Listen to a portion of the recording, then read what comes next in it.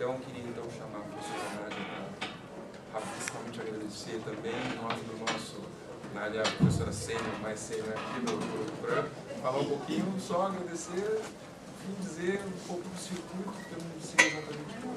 Somente a gente agradecer os colegas do Rio, Claro, tá? isso. O pessoal Fran Garcia, a professora Célia Lopes, que participaram conosco, a possibilidade da vinda do professor Botanski aqui, e agradecer também aos colegas da Universidade Federal de São Carlos, o professor Roberto Vamos aí atrás. e da Universidade Estadual de Campinas, que são parceiros nessa vinda dele para cá. É um esforço multi-institucional e vale a pena que a gente agradeça as várias instituições que realizaram esse esforço. Nós combinamos, enfim, com o professor Botanski o sistema da tradução e o professor Sérgio Adorno está aqui representando a faculdade e vai ficar mais ou menos assim. O professor Botanski faz uma apresentação de 10 minutos, para um pouquinho e os nossos tradutores eles vão tentar fazer grandes sínteses da fala anterior a cada 10 minutos. O professor Botanski disse que havia preparado alguma coisa em torno de 1 hora, então evidentemente isso vai tomar um pouco mais de tempo, mas que de qualquer maneira eu acho que essa é uma forma de contemplar aqueles que não são muito familiarizados com o francês e contemplar também o pessoal da graduação, etc., que não tem muita familiaridade eventualmente com o francês. Está legal? É isso. Obrigado, professor Botanski. Oui, je remercie ce département de m'avoir invité. Je vais parler autour, non pas de mon dernier livre qui est paru l'année dernière, mais du livre précédent qui est paru en 2009, qui s'appelle en français De la critique, et que vous pouvez lire en anglais. Pour ceux qui lisent plus facilement l'anglais, c'est traduit chez Politics Press sous le titre de On Critique. C'est accessible en anglais. J'avais prévu un exposé d'environ 1 heure, mais il y a des PowerPoint donc, qui vont aider à la compréhension. Voilà. Si on peut ne pas prendre trop de temps pour ce problème de traduction, ça sera très bien. Donc, je vais commencer. L'une des originalités de la sociologie critique française, qui se développe à partir de la seconde moitié des années 1960, consista, comme on sait, dans un effort pour faire la synthèse entre la tradition marxiste et des apports venus de la sociologie durkheimienne, centrés sur la notion d'institution. Sont venus s'y adjoindre des éléments empruntés à la sociologie weiberienne et aussi, ce qui a été moins souvent remarqué, des approches qui trouvaient leurs racines dans la phénoménologie, très présente dans le paysage intellectuel français au cours des années qui ont suivi la guerre. On peut dire, sans risque de se tromper, que la sociologie de Pierre Bourdieu a constitué la part la plus visible en France et sur un plan international de cet archipel divers et foisonnant qu'a constitué la nouvelle sociologie critique française des années 1970. Peu d'œuvres que la sienne ont poussé aussi loin le projet d'associer une pratique sociologique exigeante, centrée autour des recherches de terrain et des prises de position radicalement critiques. Cette nouvelle sociologie critique a fait à son tour l'objet de nombreuses critiques. Certaines étaient inspirées par des considérations politiques que l'on peut qualifier, pour dire vite, de conservatrices, au sens où il était reproché surtout à la sociologie critique de prendre pour cible l'ordre politique et social établi. Mais d'autres critiques avaient des racines non pas politiques mais théoriques. Ces critiques internes, développées par des sociologues dont certains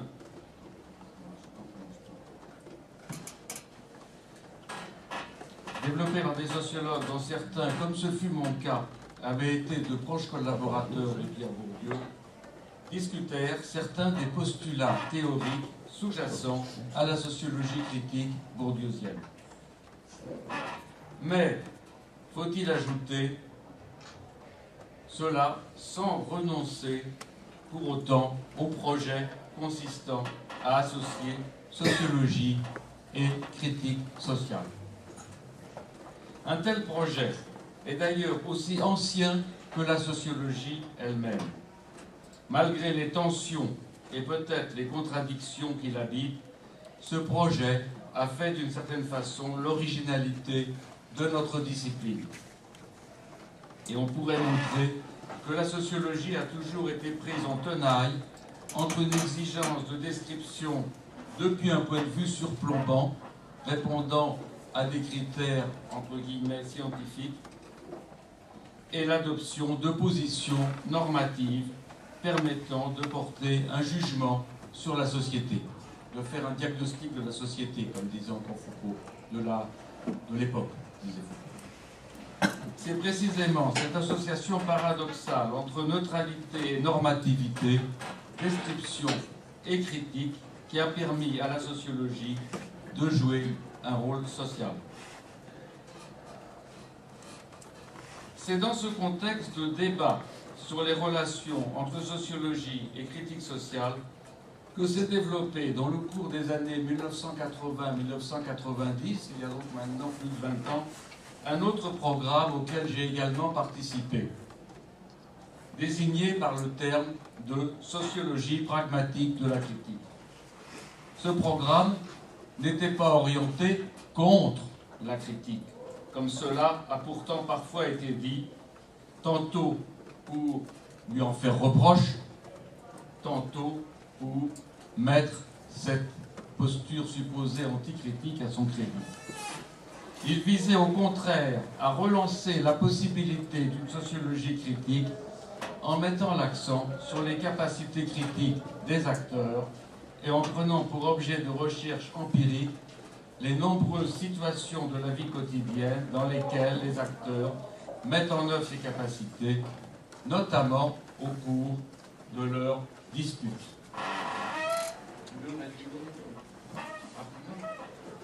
Trois mots, hein.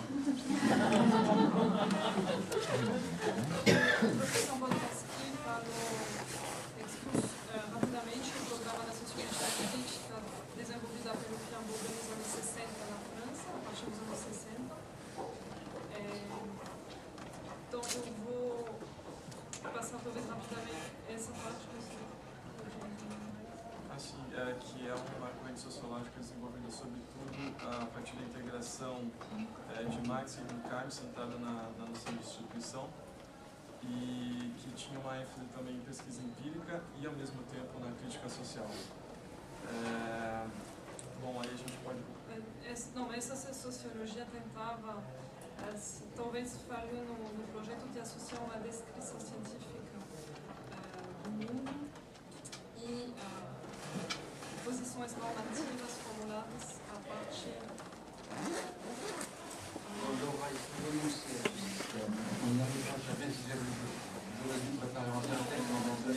Non, oui, mais il faut renoncer parce que ça commence. D'accord. E aí então o professor Bernansky agora vai falar do programa da sociologia pragmática da crítica, que ele participou a partir dos anos 80 e 90 na França, que abre uma sociologia capaz de tomar em conta as capacidades críticas dos atores. Avant de présenter ce programme dans ses grandes lignes, je rappellerai rapidement quelques-unes des objections que nous faisions à la sociologie critique bourdieusienne. Nous faisons toujours d'ailleurs. L'objection principale portait sur l'usage à la fois trop puissant et trop large qui était fait dans ce cadre.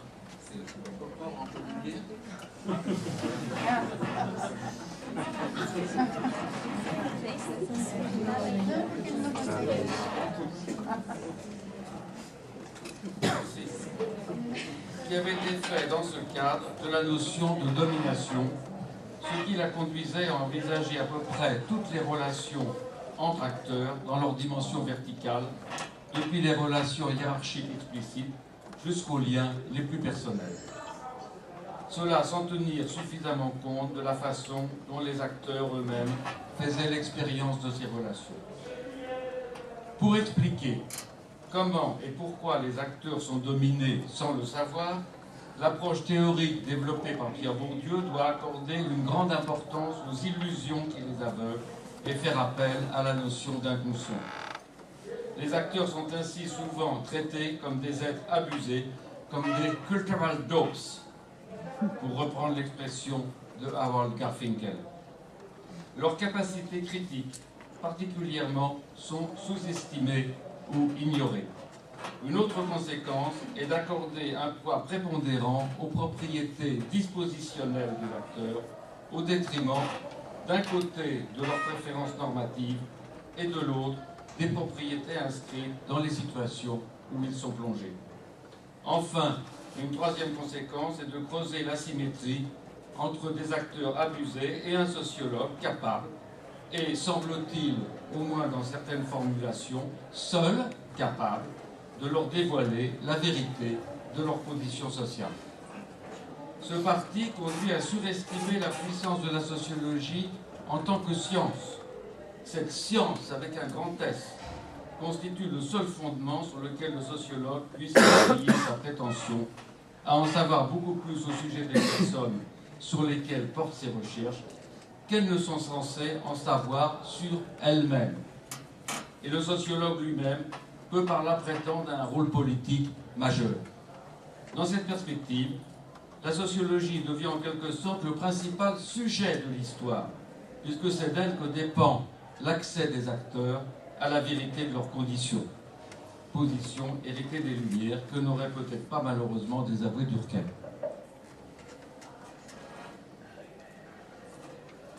Non.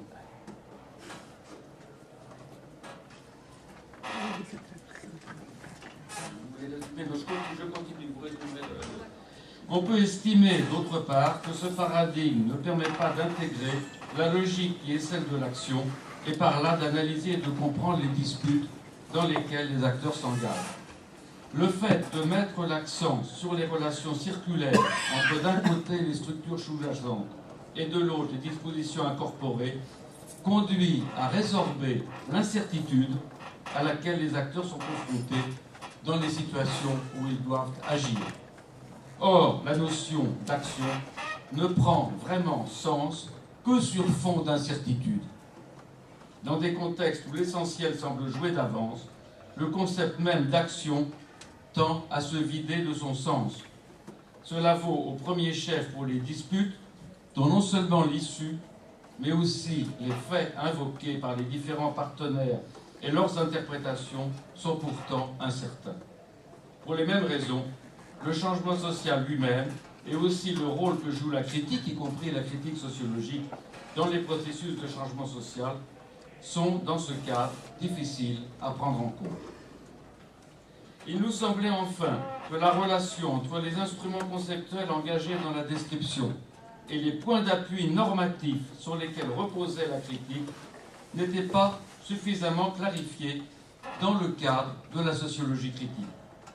J'ai suggéré tout à l'heure l'idée selon laquelle une des spécificités de la sociologie en tant que discipline était d'avoir à construire des arrangements toujours difficiles à rendre cohérents sur le plan théorique entre d'un côté des descriptions du monde social prétendant à la neutralité et de l'autre des jugements critiques concernant la réalité décrite. Ce genre de construction, aussi difficile à faire tenir soit-elle, sont toutefois justifiables, mais à la condition que soient clarifiés les points d'appui normatifs qui supportent la critique et les relations qu'ils entretiennent avec le cadre conceptuel qui soutient la description. Or, nous trouvions que dans les travaux de l'école bourdieusienne, pourtant nettement critique, l'accent était entièrement mis sur l'objectivité de la description, sans que soient clairement précisées les sources normatives de la critique.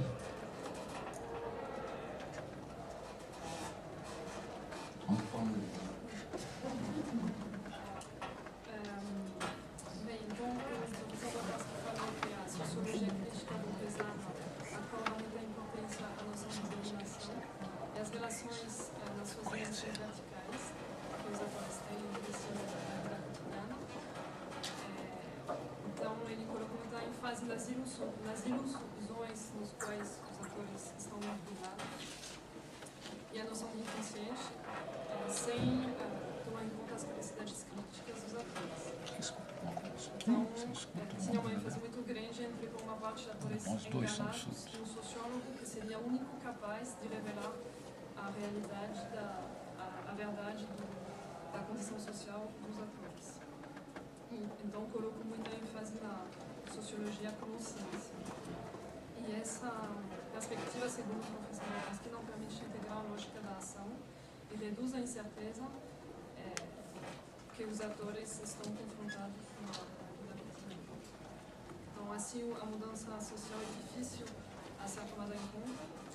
E também, como última ideia, o professor Bertonsky falou que tem que diferenciar os pontos de apoios normativos que permitem criticar a descrição da realidade que está feita pelo Le programme de sociologie pragmatique de la critique a eu pour visée de reposer à nouveau frais la question de la critique en cherchant à contourner les difficultés que je viens de rappeler.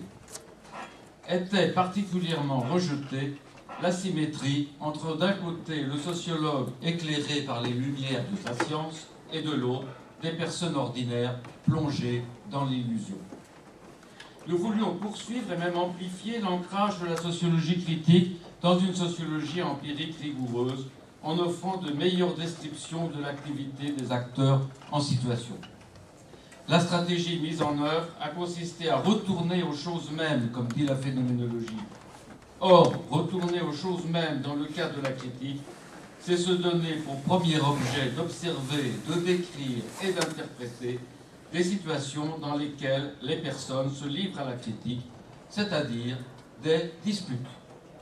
Le déplacement opéré a donc pris la forme d'une série de recherches de terrain empruntant les méthodes de l'observation ethnologique, portant sur des disputes dans des situations relevant de domaines aussi divers que possible, tels que entreprises, contexte sanitaire, médias, établissements scolaires, municipalités, syndicats, etc.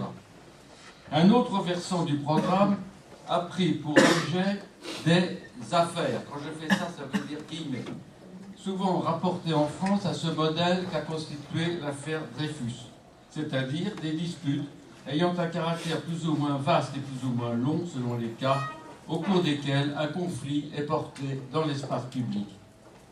Au cours de ces affaires, un problème local à l'origine s'étend et prend un caractère général. Les différentes parties en conflit cherchent alors à mobiliser le plus grand nombre d'acteurs possible en faveur de leur cause. Plusieurs récits incompatibles entrent publiquement en concurrence. La confrontation entre ces récits divergents entretient jusqu'au dénouement une incertitude concernant ce qui s'est réellement passé. Les acteurs que ces travaux ont donné à voir étaient très différents des agents figurant dans la sociologie critique de la domination. Ils étaient toujours actifs et non passifs. Ils étaient carrément critiques, et même critiques un peu à la façon des sociologues critiques, ne cessant de dévoiler les intentions et les travers cachés de leurs adversaires, en les rapportant souvent à leur position sociale. Et cela en mobilisant à cet effet des chaînes parfois empruntées à la sociologie critique, diffusées par l'enseignement ou par les médias. Ils faisaient valoir leurs revendications, dénonçaient des injustices, produisaient des preuves à l'appui de leurs plaintes ou forgeaient des arguments pour se justifier face aux critiques dont ils faisaient eux-mêmes l'objet. Envisagé de ce point de vue, le monde social n'apparaît pas comme le lieu d'une domination subie passivement et inconsciemment, mais plutôt comme un espace traversé par une multitude de disputes, de critiques, de désaccords et de tentatives pour réinstaurer localement des accords toujours fragiles. O professor Bertonsky falou das linhas gerais do programa que ele começou nos anos 80, de Sociologia Pragmática da Crítica, que se baseia na descrição da ação e situação, em situações críticas e de disputa, normalmente, e eles utilizaram muito o método etnográfico nesse tipo de situação para acompanhar o que estava acontecendo do ponto de vista dos atores. Uma outra parte do programa dessa linha que faz parte é um programa que analisa controvérsias de longo prazo, que eles chamam de affaire, que é baseado em casos que aconteceram na França começando no século XIX, com a affaire Dreyfus, e que um ponto importante disso é a incerteza que se mantém ao longo desse processo até que no final se saiba realmente o que aconteceu. Uma das conclusões desse tipo de pesquisa, conclusões mais gerais, é que os atores têm o mesmo tipo de competência crítica que o sociólogo, que seria essa ênfase da sociologia crítica do Bourdieu. Ele diz que os atores podem fazer isso, que o sociólogo também faz, e que eles tanto denunciam injustiças, quanto também procuram provas para basear e justificar o seu comportamento crítico.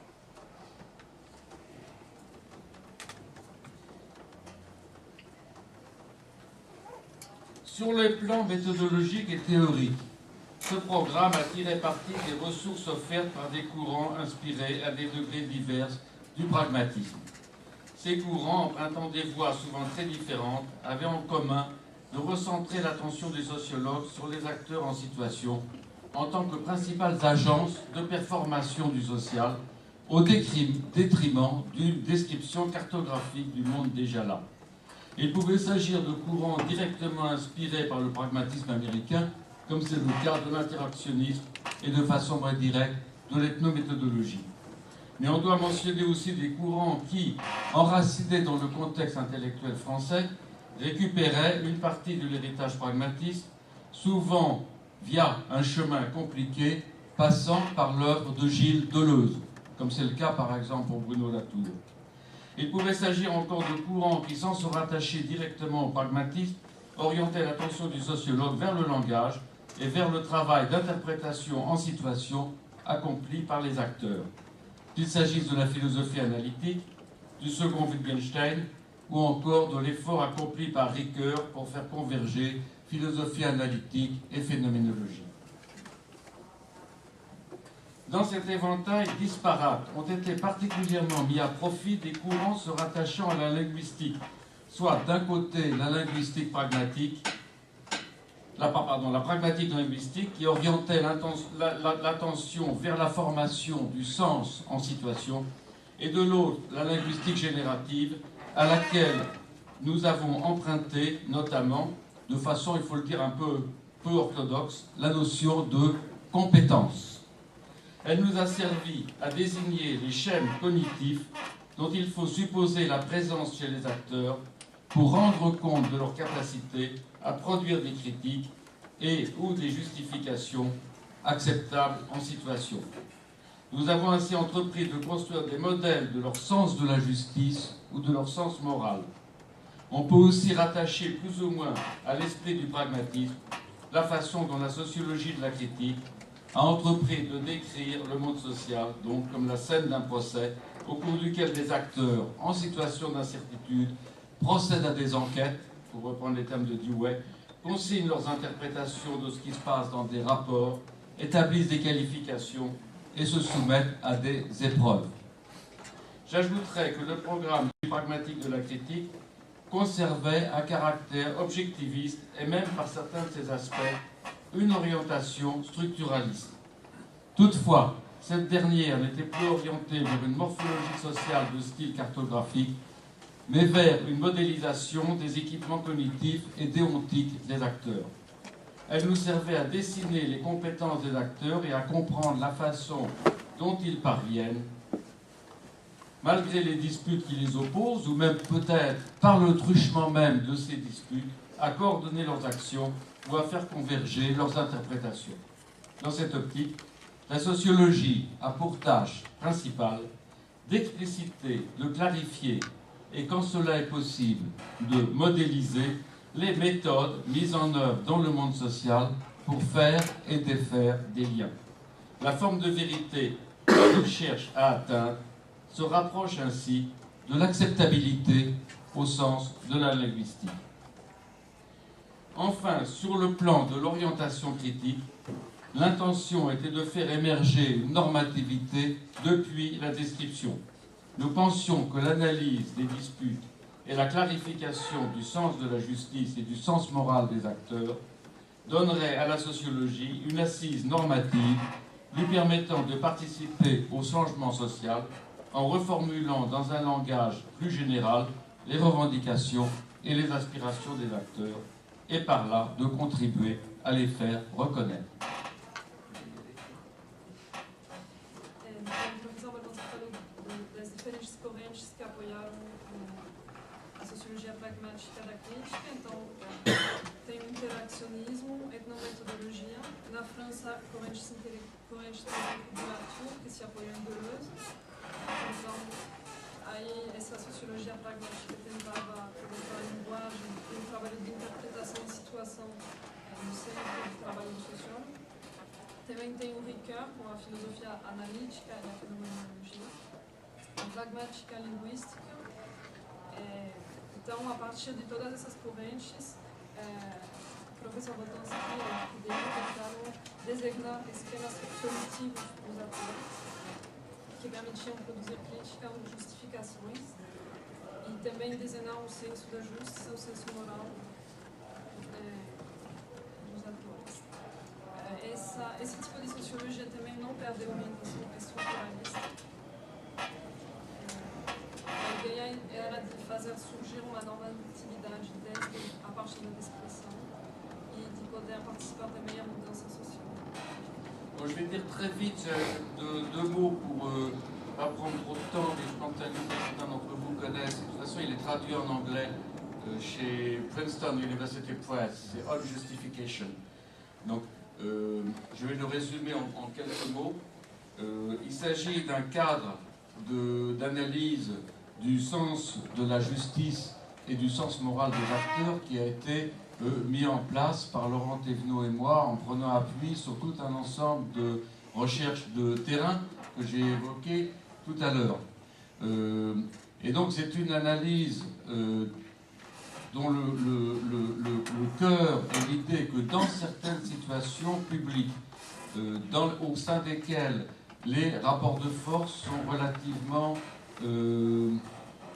contrôlés, les acteurs vont échanger des cycles de critiques et de justifications, et que ces critiques et ces justifications vont prendre appui sur des principes de définition du bien commun que nous avons appelés des cités.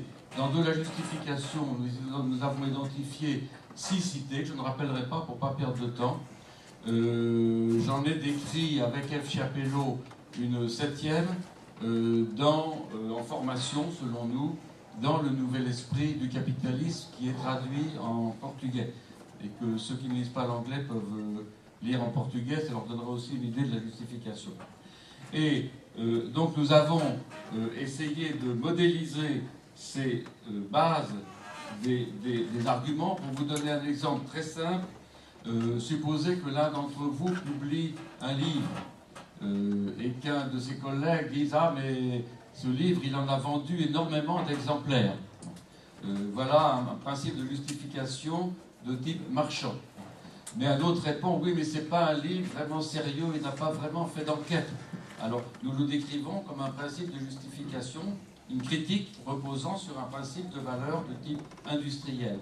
Et un troisième répond « Oui, mais il est très imaginatif, de ce qui serait un principe inspiré. » Et chaque fois, nous essayons de montrer, en prenant appui sur la philosophie politique, que ces principes de justification ou de critique, puisque ce sont les mêmes principes qui soutiennent la justification et la critique, sont construits sur une grammaire commune et soutiennent des arguments qui vont être considérés comme légitimes. Alors, je ne peux pas vous raconter le livre qui fait 600 pages, mais j'ajouterais qu'une autre notion est très importante dans le livre, qui est celle d'épreuve, parce qu'il ne s'agit pas d'une théorie de l'argumentation, mais que nous essayons de montrer comment les prétentions des acteurs ne sont pas seulement des paroles verbales, comme on dit parfois par ironie en français, mais qu'elles doivent être accompagnées de tests qui soumettent les prétentions à l'épreuve des choses.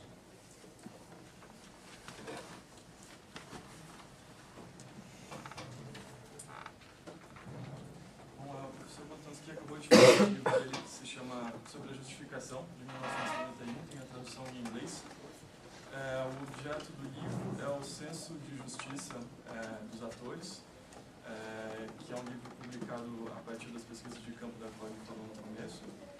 E nesse livro eles exploram situações onde a relação de força é relativamente controlada, e nesse tipo de disputa onde tem esse equilíbrio de forças mais ou menos controlado, os atores criticam ou tentam defender a sua posição, mobilizando princípios normativos de grande generalidade. Eles elaboram 6 desses princípios no livro, eles chamam de 6 CITES, e ele deu aqui brevemente um exemplo de uma publicação de um livro, por exemplo, para entender melhor como funciona. Alguém pode criticar uma publicação tua, e aí você diz, mas ele vendeu muito. Aí você utiliza uma justificativa, esse ponto de apoio normativo mercantil. Ou, mas é um livro muito criativo, é um ponto de apoio normativo inspirado. E assim por diante, ele tem outros princípios normativos no livro. E outro conceito bastante importante nele é o conceito de prova, de momento de prova, porque essa pretensão à justiça dos atores não é somente verbal, mas ela tem que corresponder às coisas na realidade. Por isso você precisa de um momento de prova para ter uma sensibilidade material, digamos assim, desse senso de justiça. Je vais maintenant poser une question qui est au cœur de la critique, le livre dont j'ai parlé tout à l'heure, qui est la question suivante. Peut-on mener des opérations critiques dans le monde à partir de la sociologie pragmatique de la critique? Les nombreuses recherches empiriques reposant sur les approches théoriques dont je viens de rappeler les grandes lignes ont permis d'accumuler, au cours des 20 dernières années, un grand nombre de données qui éclairent le fonctionnement des activités critiques et le rôle qu'elles jouent dans les disputes de la vie quotidienne. On peut donc considérer que ce programme, le programme de sociologie pragmatique de la critique, n'a pas trahi ses objectifs, au moins sur le plan de la sociologie descriptive. Mais qu'en est-il par rapport à l'autre intention qui avait présidé à sa mise en route, qui était de renouveler la contribution de la sociologie à la critique sociale en prenant directement appui sur les critiques formulées par les acteurs eux-mêmes. Par rapport à ce second objectif, on peut considérer que les résultats sont plus modestes. La sociologie pragmatique de la critique permet de clarifier les critiques que formulent les acteurs vis-à-vis des preuves de sélection qui ne sont pas accomplies en conformité avec leur format ou leur type idéal, par exemple dans le domaine scolaire ou dans celui du travail. Mais, contrairement à une sociologie de la domination, donc que je vais réhabiliter en quelque sorte, que je fais des va-et-vient entre les deux entreprises, mais contrairement à une sociologie de la domination, elle n'ouvre pas la voie à des critiques plus larges, susceptibles de mettre en cause des dimensions générales de la réalité sociale, traitées comme une totalité dans les différentes composantes fonds système. On se trouve donc placé en face d'une sorte de paradoxe. La sociologie critique, à laquelle nous faisions le reproche de se donner des agents assujettis à des structures qui leur échappent et de faire impasse sur les capacités critiques des acteurs, a pourtant ouvert la voie à des possibilités vraiment critiques dont les acteurs ont pu, en certaines occasions, se ressaisir pour armer leurs propres revendications. A l'inverse, la sociologie pragmatique de la critique, qui s'est voulue vraiment attentive aux actions critiques développées par les acteurs, ne semble pas avoir permis de dégager des potentialités critiques aussi fortes que sa contribution au développement de la critique sociale demeure assez limitée. La raison de ce paradoxe est, à mon sens, assez simple. Elle tient au fait qu'au moins en situation ordinaire, c'est-à-dire en dehors des périodes que l'on peut qualifier d'insurrectionnelles ou de révolutionnaires, les critiques formulées par les acteurs sociaux et recueillies par le sociologue sont d'ampleur relativement limitée et concernent l'environnement local. Faut-il en conclure que la sociologie critique avait raison en considérant que les acteurs sociaux étaient plongés dans l'illusion et aveuglés par des idéologies dominantes? Mon interprétation est différente. Comme l'ont bien montré la sociologie et l'anthropologie de la résistance, les acteurs peuvent très bien avoir conscience d'injustices ayant un caractère général sans pour autant formuler à titre individuel des revendications de grande ampleur. Et cela simplement parce que les acteurs sociaux sont réalistes. Ils ne demandent pas l'impossible. Leur sens de la réalité est soutenu par la façon dont ils se saisissent de leur environnement social.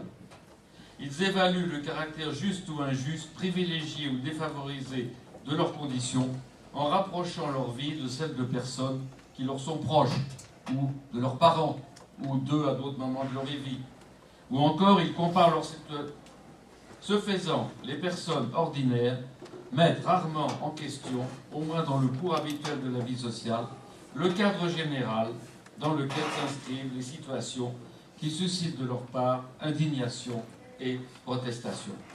Ils peuvent juger injuste la façon dont s'est déroulée telle ou telle épreuve, dans des conditions particulières, mais ils ne remettent pas en question pour autant, sur le plan général, l'ensemble des formats d'épreuves et des qualifications instituées. Sans doute parce que, en l'absence d'outils de totalisation, les contours de cet ensemble général d'épreuves et de leurs effets leur échappent souvent. Mais surtout parce que les acteurs savent implicitement que les épreuves adossées à des formats institués sont plus fortes qu'ils ne le sont eux-mêmes, en sorte que ce serait pure folie que d'exiger pour eux-mêmes des changements de leur vie qui supposeraient une transformation radicale de ce cadre. Les acteurs, au moins quand on les saisit dans le cours de leur activité quotidienne, prennent au sérieux la réalité et le caractère réel de l'épreuve de réalité.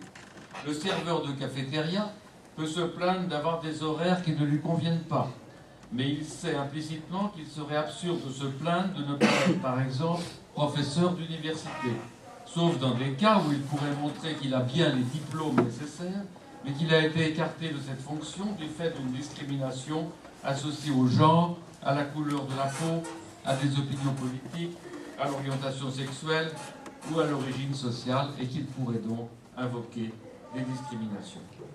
Mais constater que les acteurs sont réalistes ne signifie pas pour autant que la réalité telle qu'elle est s'imposerait toujours à eux à la façon d'une loi d'airain ou d'une cage d'acier, comme l'ont montré nombre de travaux sur les questions instructionnelles ou révolutionnaires, notamment les travaux qu'utilise Sartre dans la critique de la raison dialectique, un livre qu'on ne lit plus et que j'ai non pas relu mais lu récemment, et qui je pense mériterait d'être repris. La pression que fait peser la réalité sur les aspirations et les revendications des acteurs est variable selon les conditions historiques. On peut suggérer qu'elle dépend du degré de robustesse de la réalité, ou encore du degré auquel la réalité paraît se tenir. La réalité est robuste lorsque chacun des éléments qui la constituent reçoit des autres un soutien symbolique et matériel qui vient en confirmer le bien fondé. Elle se fragilise au contraire lorsque cette solidarité s'atténuant, la réalité semble se défaire et que la nécessité de la réalité cesse de se trouver constamment auto-confirmée. Dans de tels contextes, la critique peut donc se développer dans le sens d'une mise en question de la réalité de la réalité. Ce que les acteurs tenaient pour des rêves impossibles peut alors se transformer en aspiration, puis en revendication. Então, a questão principal que o professor Lucas colocou aqui era a capacidade dessa sociologia pragmática da crítica a realizar operações críticas. Então, ele fala que os autores ficam limitados na capacidade que eles têm de colocar críticas abrangentes da própria realidade deles. Ou que eles não podem colocar em questão o quadro geral das provas que eles vivem no cotidiano. Porém, podemos também, essa questão varia ao longo da história, segundo o grau de robustez da realidade.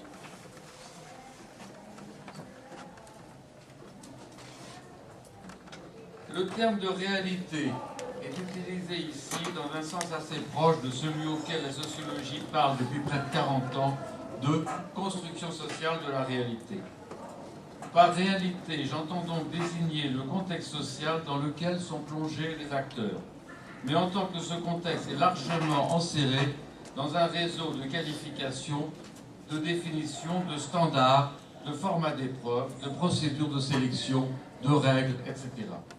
Ces différents formats ont le plus souvent dans les sociétés contemporaines une assise ou une contrepartie juridique, ce dernier terme étant pris dans un sens large. Toutefois, cette réalité construite ne conditionne pas mécaniquement toutes les expériences qui sont celles des acteurs. Ces expériences peuvent être vécues de façon authentique, bien qu'elles n'aient pas leur place dans le cadre de la réalité comme réalité socialement construite. En effet, cette construction de la réalité qui met en jeu à la fois des opérations symboliques de qualification et des dispositifs d'action passe par une sélection dans le flux événementiel continu d'éléments traités comme s'ils étaient seuls pertinents. Du même coup, la réalité est loin d'incorporer tout ce qui arrive, c'est-à-dire le monde. Non pas au sens de... c'est pas Gaïa, c'est pas la planète, c'est au sens conceptuel. Les expériences des personnes s'enracinent donc à la fois dans la réalité et dans le monde, considéré, en reprenant une expression de Wittgenstein, comme étant tout ce qui arrive. À la réalité sociale, qui peut faire l'objet d'une description quasi cartographique, j'opposerai ainsi le monde, que nul ne peut avoir l'ambition de totaliser, et qui n'est pas seulement social, bien sûr. Tandis que l'on peut envisager de décrire dans ces grandes lignes la réalité telle qu'elle se présente dans une société historiquement spécifiée, les contours et la teneur du monde demeurent à chaque moment du temps, dans une large mesure, inconnus. La distinction entre réalité et monde permet de contourner certaines des apories qui entourent l'idée de réalité socialement construite et d'échapper à l'alternative du constructionnisme et du réalisme. Mais elle permet aussi de mieux comprendre le rôle de la critique dans les processus de changement de la réalité sociale. On ne comprendrait pas comment, dans certaines situations, les acteurs pourraient accéder à ceux de leurs désirs qui paraissent les moins réalisables, les prendre au sérieux et développer des critiques radicales si la totalité de leurs expériences était enfermée dans le carcan de la réalité. Or, ces situations limites deviennent compréhensibles si on admet que l'expérience plonge aussi ses racines dans le monde. Prenant appui sur certaines de leurs expériences, les acteurs vont alors pouvoir puiser dans le monde des arguments et des exemples qui ne coïncident pas avec les qualifications, les définitions et les formats sur lesquels repose la réalité sociale existante. Cela afin d'en mettre en doute la nécessité, d'en révéler le caractère arbitraire et ainsi de la remettre en cause.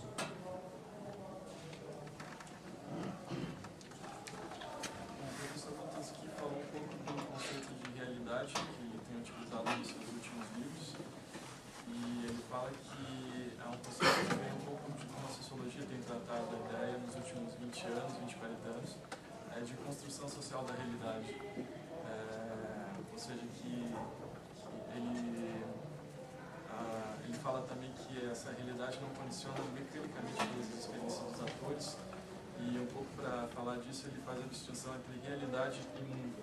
Mundo seria um pouco essa questão wittgensteiniana de totalidade de tudo que é aquilo que é o caso, e realidade essa parte seria socialmente construída. E com isso ele procura dar conta do papel da crítica na mudança social. Pour développer cette idée, je présenterai maintenant de façon très schématique un cadre théorique esquissé dans l'ouvrage dont j'ai parlé en critique, de la critique. Ce cadre théorique vise à dessiner un appareil conceptuel permettant de faire des va-et-vient entre les apports de la sociologie critique et ceux de la sociologie pragmatique de la critique. Il constitue par là notamment un effort pour donner une assise théorique à l'analyse des changements du capitalisme présenté dans un ouvrage publié il y a 10 ans avec F. Chapelot, Le nouvel esprit du capitalisme, qui reposait sur ces deux approches. Ce cadre cherche à poser à nouveau frais la question des institutions. Des institutions dans lesquelles la sociologie critique voyait surtout une source de violence symbolique, ont été largement ignorées par la sociologie pragmatique de la critique. Dans le cadre dont je vais esquisser les grandes lignes, les institutions ont une double face. Elles conservent bien d'un côté un rôle négatif de violence symbolique, mais d'un autre côté, elles sont envisagées aussi dans leur fonction positive qui consiste à assurer ce que j'appelle une sécurité sémantique. La prééminence donnée dans un contexte social spécifique aux fonctions positives ou négatives dépend de la place accordée à la critique. Aux institutions reviennent le travail de maintenance des formats et des règles et par là de confirmation de la réalité de la réalité. Mais la critique, en puisant de nouvelles ressources dans le monde, met en question cette réalité socialement construite et quand elle réussit à se faire entendre, la transforme. Le cadre présenté dans De la critique part d'une proposition placée en position originelle et qui a le statut d'un postulat. Cette proposition met l'accent sur une incertitude radicale concernant ce qu'il en est de ce qui est. Incertitude qui ne cesse de menacer le déroulement de la vie sociale. Elle prend donc le contre-pied des courants par ailleurs très divers qui supposent une sorte d'entente ou de solidarité tacite préalable, originelle, voire naturelle, consubstantielle à la socialité. Elle met entre parenthèses aussi bien les approches qu'il envisage sous le rapport du sens, le sens commun, depuis la phénoménologie ou la philosophie analytique, et toute une critique de l'idée de sens commun dans De la critique, que celle qu'il envisage sous celui du lien, la communauté, plutôt développée dans l'anthropologie sociale culturaliste. Ce postulat d'incertitude est de l'ordre d'une expérience de pensée, un peu comme l'état de nature dans les philosophies contractualistes. Refusant l'idée d'une socialité originaire, il se donne des individus séparés afin de problématiser les dispositifs qui doivent être mis en œuvre pour faire du commun. Or, ces dispositifs relèvent toujours du politique pris au sens large. Le postulat d'incertitude ne met pourtant pas l'accent sur la concurrence des intérêts, mais plutôt sur l'impossibilité de s'accorder spontanément sur une façon déterminée de fixer la relation entre les formes symboliques et les états de choses, pour reprendre encore des formulations wittgensteiniennes. Étant donné cette incertitude, les différences d'interprétation et par conséquent d'usage risquent sans cesse de conduire à la dispute et peuvent toujours déboucher sur la violence. Une conséquence de ce postulat de départ est que différents registres encadrant l'action sont envisagés comme étant des instruments permettant de limiter les effets de cette incertitude.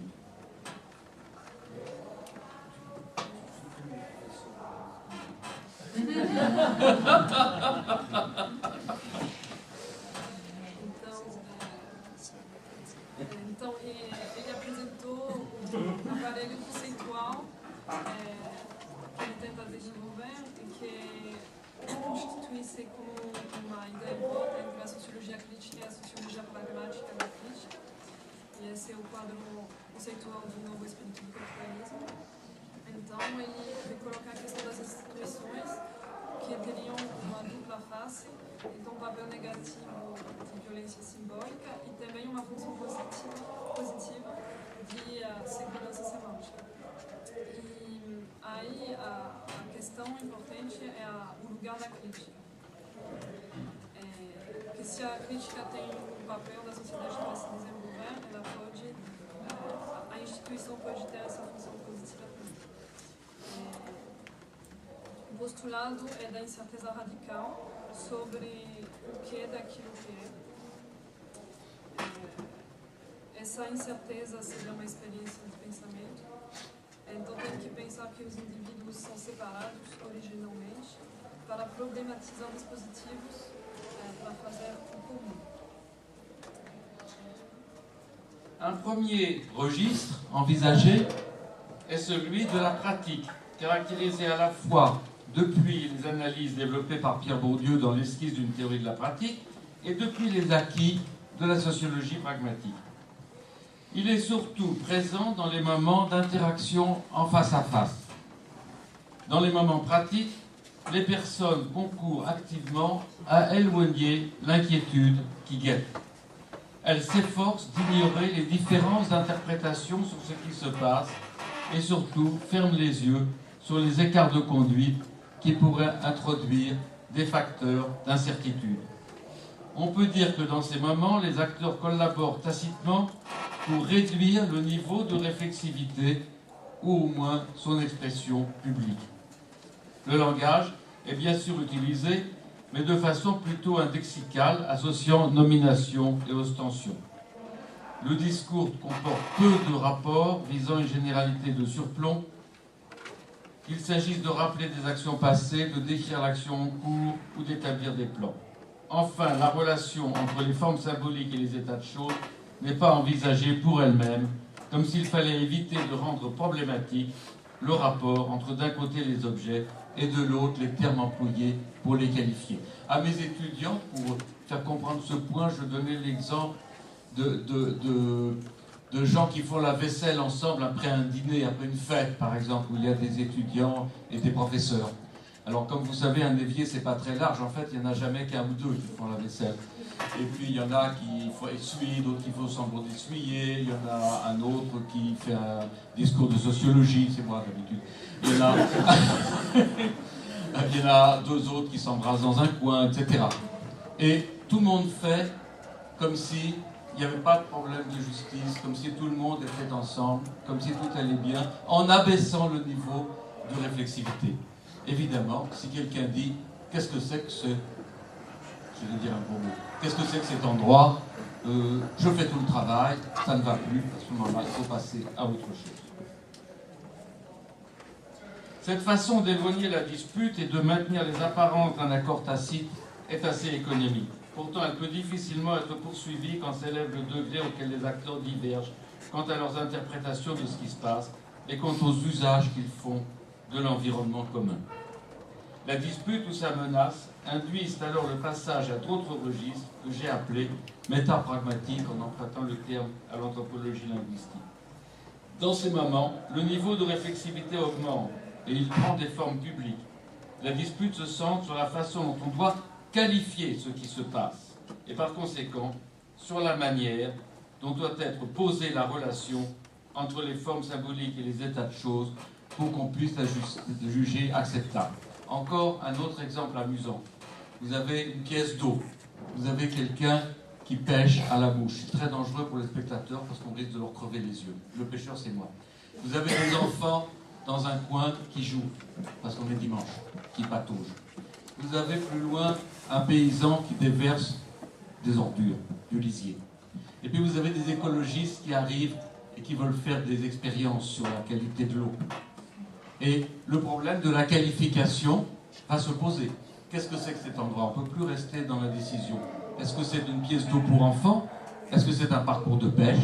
Ou est-ce que c'est un lieu scientifique d'expérimentation? Deux modalités opposées d'intervention. Je propose de tenir compte de deux modalités opposées d'intervention métapragmatique. Les premières sont des formes permettant d'établir ce qui est et de le maintenir comme étant, malgré le passage du temps.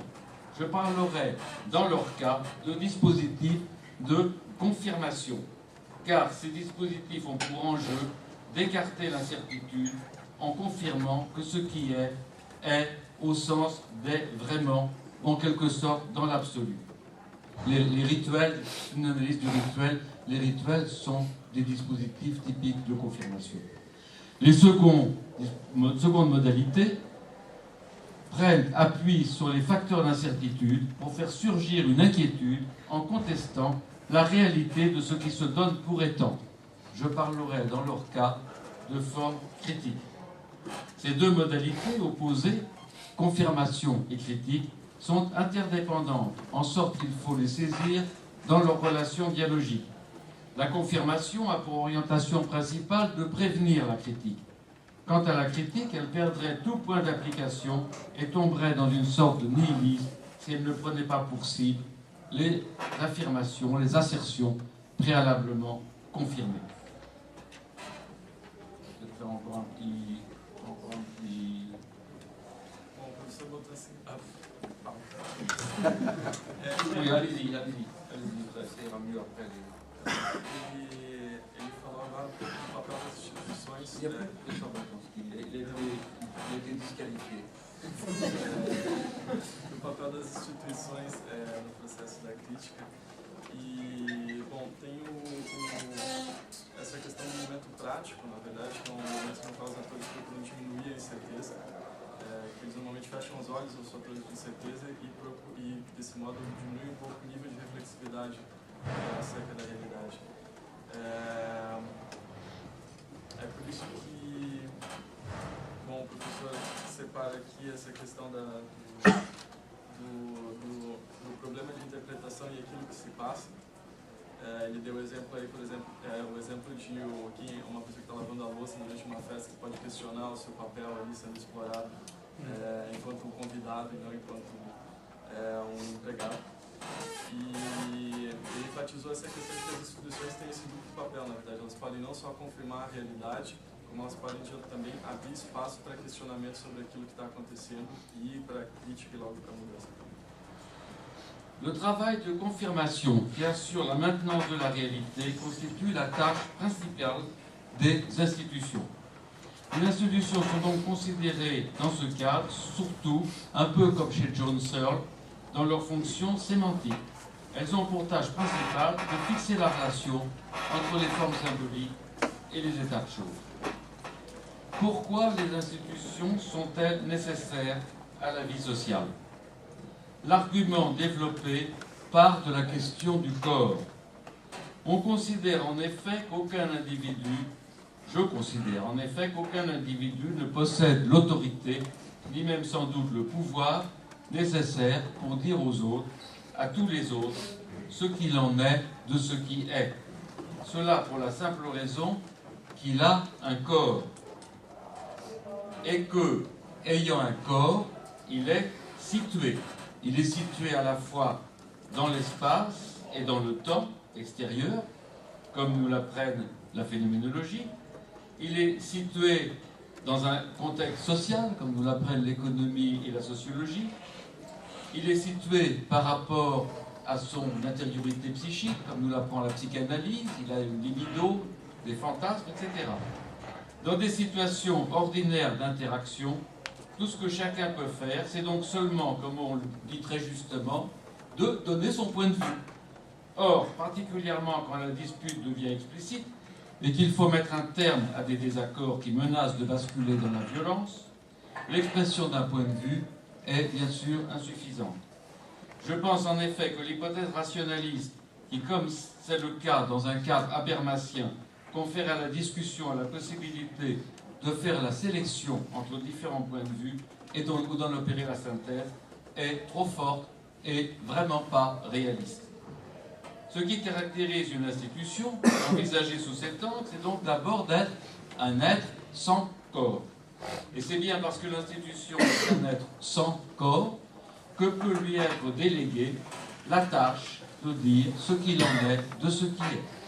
Il s'ensuit que c'est d'abord dans leur fonction sémantique qu'il convient d'envisager les institutions, par exemple quand elles fixent la référence ou contrôlent les appellations.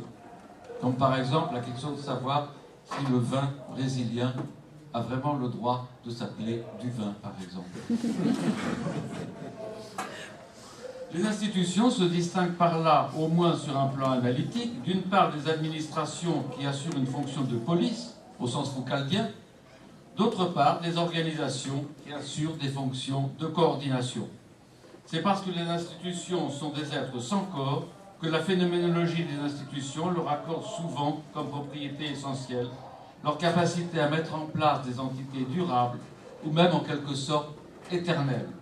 À la différence des corps individuels de ceux qui leur donnent une voix, les porte-paroles, elles voudraient idéalement se soustraire à la corruption du temps.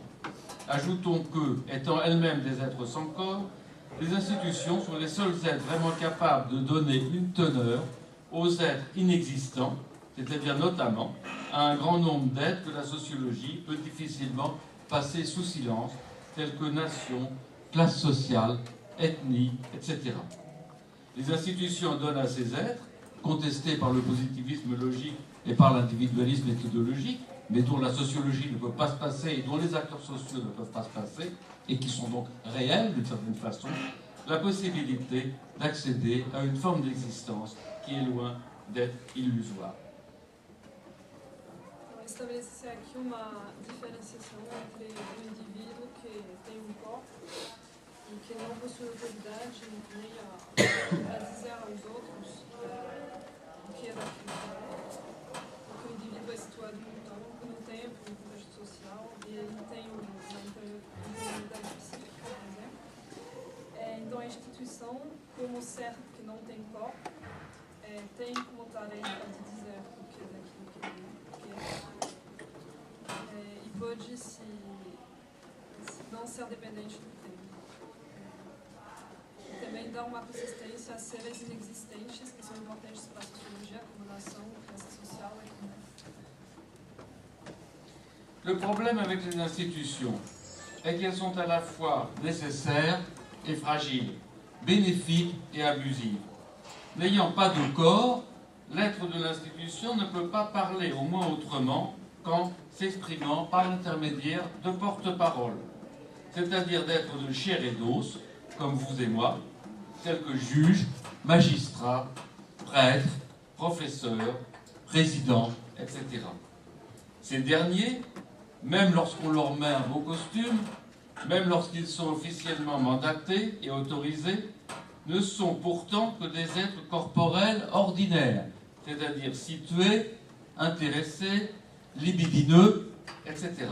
Et par là condamnés, comme nous tous, à la fatalité du point de vue, au moins quand ils ne sont pas supposés s'exprimer en tant que délégués d'une institution. C'est la raison pour laquelle on les dote souvent de marques symboliques spécifiques, telles que uniformes, tournures rhétoriques imposées, formules, qui rendent manifestes les occasions dans lesquelles ils s'expriment, non en leur nom propre et depuis leur corps propre, mais au nom précisément d'une institution. Le mandat institutionnel est censé investir leur corporéité des propriétés d'un être sans corps, selon la logique des deux corps, rendue célèbre par Ernst Kantorowicz. Il reste que l'apparence de ces porte-paroles ne peut se modifier que faiblement selon qu'ils se présentent en tant qu'individus ordinaires ou dans leur mode d'être institutionnel. Aucun signe ne permet d'avoir un accès suffisamment sûr à leur intériorité pour que l'on puisse, et à leur porte-monnaie d'ailleurs, pour que l'on puisse être certain qu'ils ne trompent pas et que celui que l'on voit et écoute est bien l'institution incarnée et non un simple quidam comme vous et moi, un simple personne ordinaire comme vous et moi. De là une profonde ambivalence à l'égard d'une institution, qui est sans doute inhérente à toute vie sociale, cela particulièrement quand augmente la taille des ensembles concernés et leur dispersion dans l'espace, ne permet plus d'en réparer les ruptures par un réglage continu des relations reposant sur l'interconnaissance, le face-à-face et le régime de la pratique. D'un côté donc, on fait confiance aux institutions. On croit en elles. Comment faire autrement, puisque sans leur intervention, l'inquiétude sur ce qui est ne pourrait que croître et, en même temps, les désaccords. Mais d'un autre côté, chacun sait bien que ces institutions ne sont que des fictions et que seuls sont réels les êtres humains qui les composent, qui parlent en leur nom et qui, étant dotés d'un corps, de désirs, de pulsions, ne possèdent aucune qualité particulière qui permettrait qu'on leur fasse confiance. Je propose de voir dans cette tension une contradiction qui est en quelque sorte inscrite au cœur de la vie sociale et politique et qu'il convient d'aborder en la tenant à ce niveau d'analyse pour indépassable. Je l'appellerai la contradiction herméneutique. Par contradiction herméneutique, je ne désigne pas, ou pas seulement, la divergence entre des interprétations différentes. Ce n'est pas une contradiction entre des interprétations, comme les disputes analysées dans de la justification.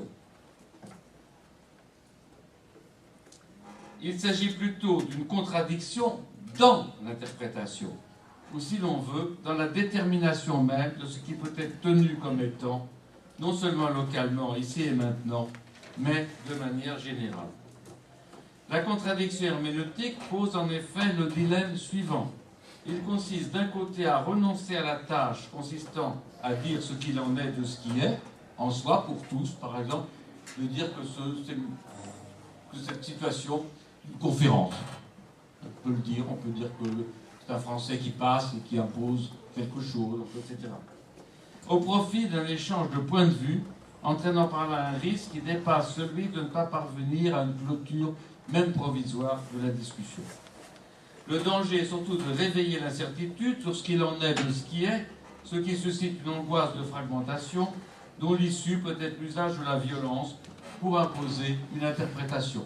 J'ai beaucoup interrogé tout à l'heure des thésards avec qui j'ai eu un entretien très intéressant à propos des manifestations sur ces divergences d'interprétation. Depuis que je suis au Brésil, j'ai eu à peu près une quinzaine d'interprétations différentes du mouvement. L'autre branche de cette alternative est, on l'a vu, de déléguer la tâche de dire ce qu'il en est de ce qui est à ces êtres sans corps, que sont les institutions, mais alors au prix d'une autre espèce d'inquiétude, non moins permanente que l'inquiétude sur ce qui est.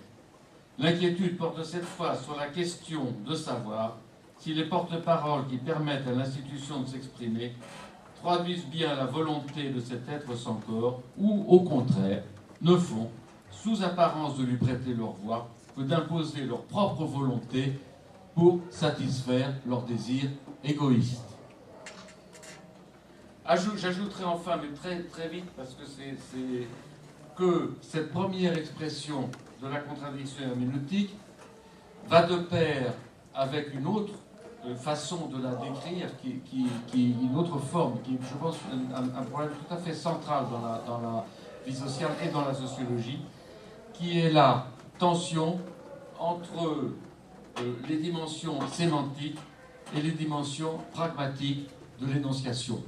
Pour le dire vite, en 2 mots, le structuralisme des années 60 a mis l'accent essentiellement sur les dimensions sémantiques et tout un ensemble d'analyses, dont l'esquisse d'une théorie de la pratique, puis les approches pragmatiques, ont critiqué au nom de la constitution du sens en situation, dans l'interaction, etc.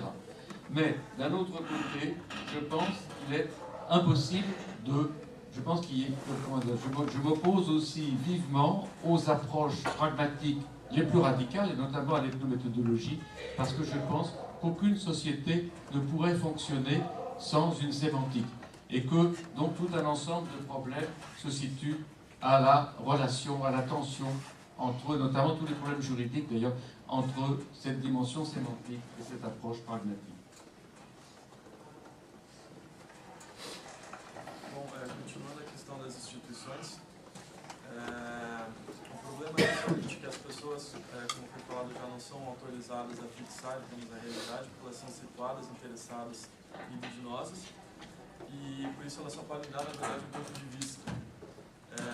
Em comparação com isso, as instituições são esses seres sem corpos que podem fixar um pouco transituacionalmente o que acontece. E o dilema um pouco da instituição é que, na verdade, a gente tem que confiar nelas para poder ter esses apoios, essa segurança semântica, mas ao mesmo tempo eles sabem que elas são uma ficção. E dentro delas só existe, na verdade, pessoas. Por exemplo, um juiz que, na verdade, representa a instituição, mas, na verdade, é simplesmente um corpo humano interessado e situado. Isso o professor Boltanski chama de contradição hermenêutica.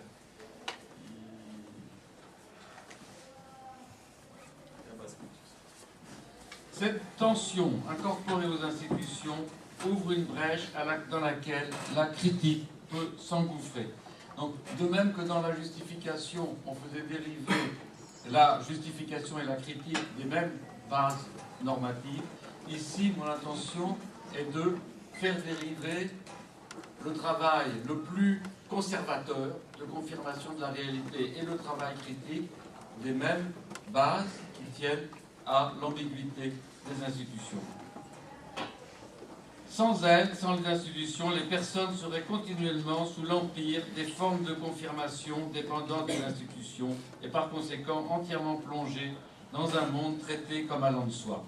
Il leur serait alors impossible de prendre à l'égard de ces formes une position d'extériorité relative permettant de les mettre en question. La critique constitue donc le seul rempart contre la domination sémantique qu'exerceraient les institutions laissées à elles-mêmes. La critique est aussi, par conséquent, l'instrument principal permettant d'affaiblir les dispositifs administratifs ou organisationnels par l'intermédiaire desquels cette domination se met concrètement en œuvre. L'émancipation, au sens où ce terme est utilisé dans De la critique, c'est le sous-titre, c'est précis de sociologie de l'émancipation. est donc très généralement associée à la défense et à l'extension des dispositifs critiques qui contestent, fragilisent, mettent en cause les formats qui structurent la réalité. Ce sont au contraire ces formats que les institutions s'efforcent de maintenir en l'état en confirmant sans cesse le bien fondé. Les formes stabilisées de la réalité ont très généralement un caractère asymétrique, au sens où elles privilégient certains acteurs ou groupes au détriment d'autres. Cette asymétrie dans la distribution de la reconnaissance peut être à son tour la source de processus d'exploitation. La critique constitue donc l'arme principale dont disposent ceux qui se trouvent exploités, méprisés, méconnus, pour tenter d'ébranler la réalité dans laquelle ils sont opprimés. Dans ses formes les plus radicales, la critique tire, on l'a dit, profit de l'expérience vécue des épreuves existentielles pour aller chercher dans le monde des éléments, souvent des exemples hétérodoxes, qui ne concordent pas avec les définitions et les formats d'épreuves et qui permettent de les mettre en cause. Alors, je vais dire un mot, je vais essayer de réduire.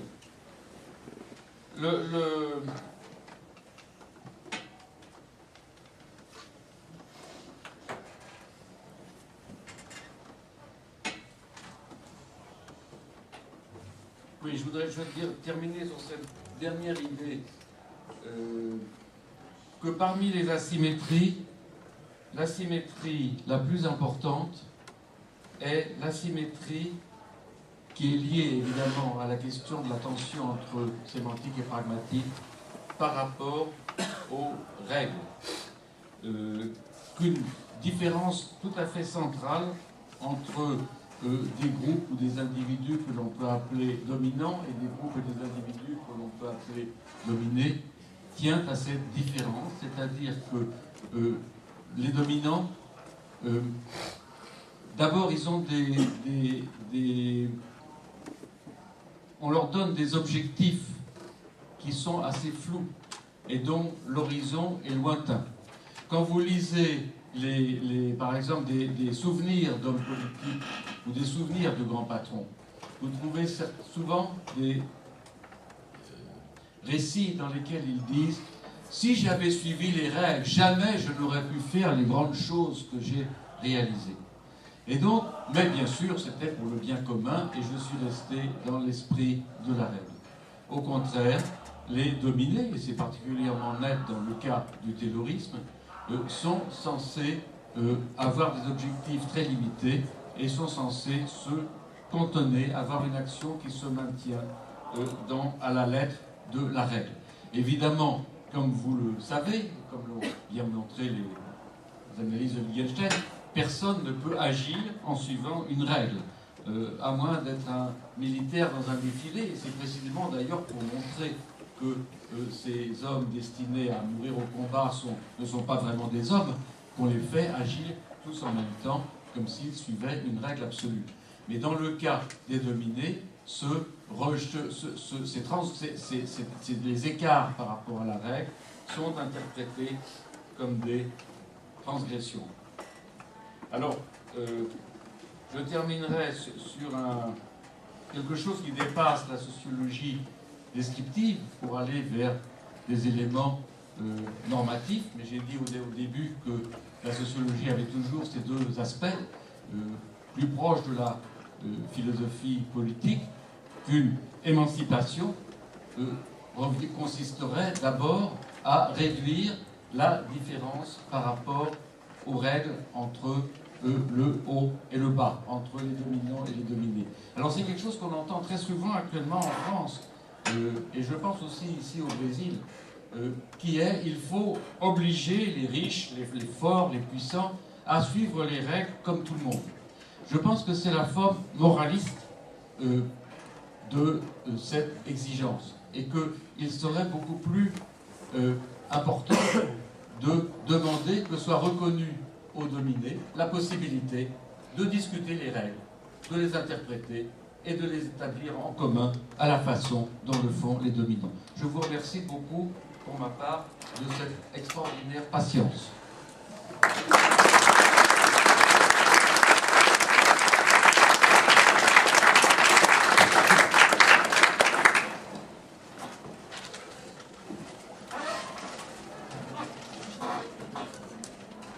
ce qu'on appelle.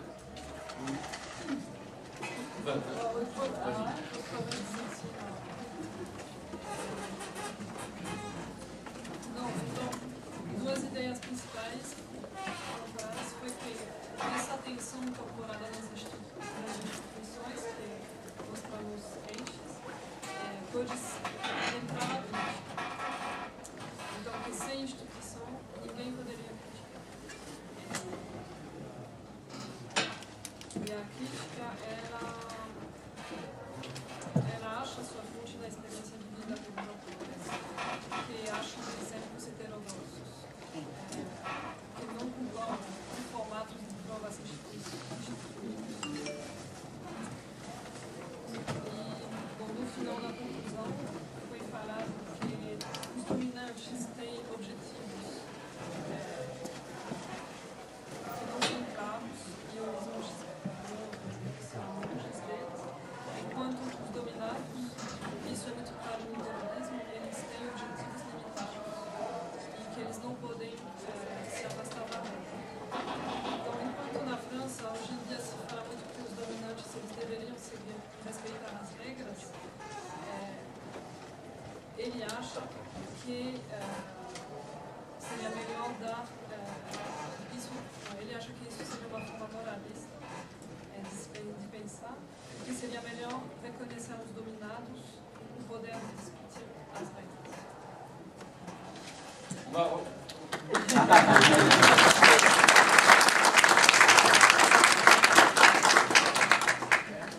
Mas agora nós pudéssemos selecionar umas 3 questões, o bloco, e pediria então que nossos heróis tradutores ficassem mais um pouquinho aqui conosco, para poder transformar, traduzir as questões do francês para o português e vice-versa.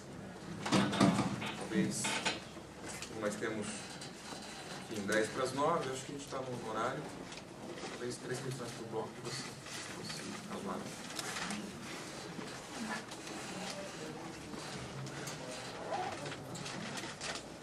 Sim, enquanto você faz, o pessoal vai se aquecendo e vai tomando coragem, etc. Pode ser oral, acredito. Não?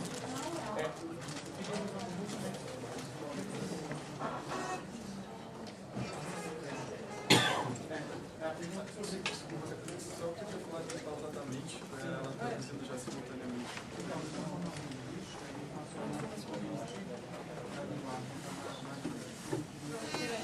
Você pode falar um pouco mais devagar, por favor? Eu vou traduzir Um pouco mais alto também.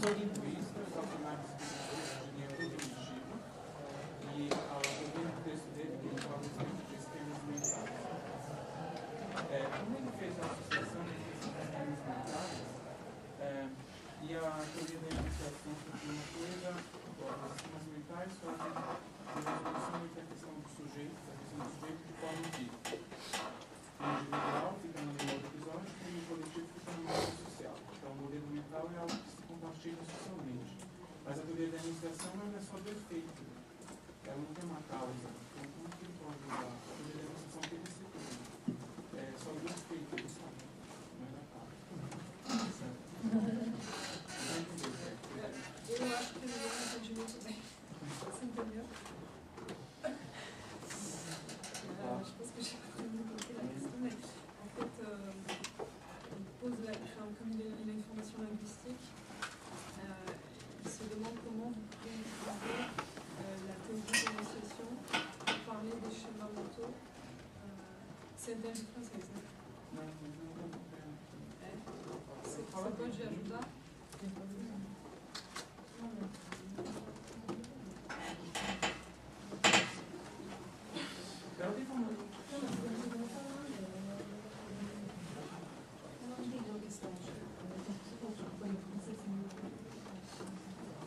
Você pode simplificar. Como que ele associou o modelo de sistema mental? Como você associa o modelo do schema mental, Que é da inteligência artificial, que é de l'intelligence artificielle, com a questão da denunciação.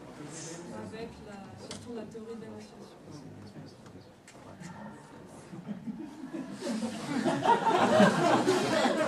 Vous êtes trop fort pour moi. Vous êtes trop fort pour moi. Vous êtes cartes cognitives, vous voulez dire comment j'associe la question de schéma mental des cartes cognitives, par exemple, cognitive map? Comment il est associé à Mapas cognitivos.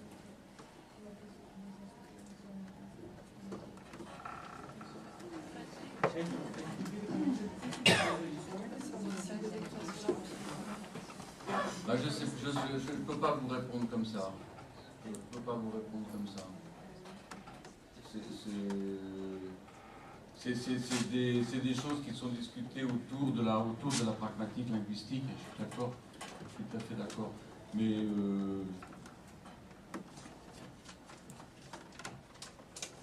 non, je ne peux pas vous répondre comme ça, il faudrait que je relise les textes, il faudrait que j'ai une discussion technique. Não poderia Oui. precisar reler texto se está uma discussão. Ok, obrigado. Non, c'est pas que je veux pas, hein, c'est que... Acho interessante a sua pergunta, mas Sim, claro. De toute façon, je ne suis pas sûr qu'il y ait de réponse, parce que c'est actuellement, il y a en France, comme partout dans le monde, il y a eu depuis 20 ans des tas de discussions autour de ça.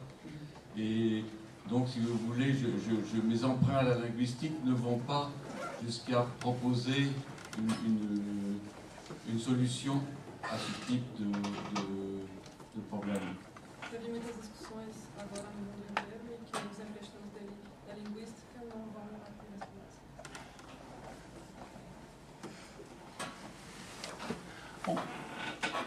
Si j'ai bien compris, dans les livres, vous nommez tout cet ensemble d'opérations de la dernière partie du courant exposé.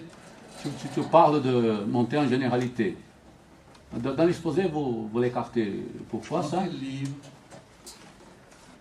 Dans quel livre je parle de... Dans le livre de la sociologie de l'émancipation. Si j'ai bien compris. Non, je ne parle pas de monter en généralité. C'est Ah dans bon? l'amour et la justice comme compétence à propos de la dénonciation que je parle beaucoup Ah de bon? monter en généralité.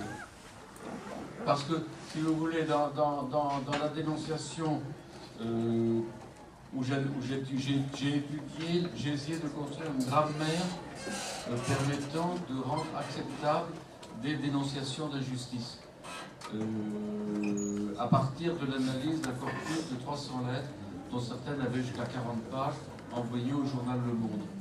Et donc là, un des arguments, c'était qu'évidemment, quand vous accusez quelqu'un d'injustice, vous faites une violence. Et que la façon de... Oui, il faudrait que j'aime. Je ne sais pas si vous voulez que je raconte le... Oui, je peux raconter en 2 mots, mais il faudrait... Il y a de la crème ici.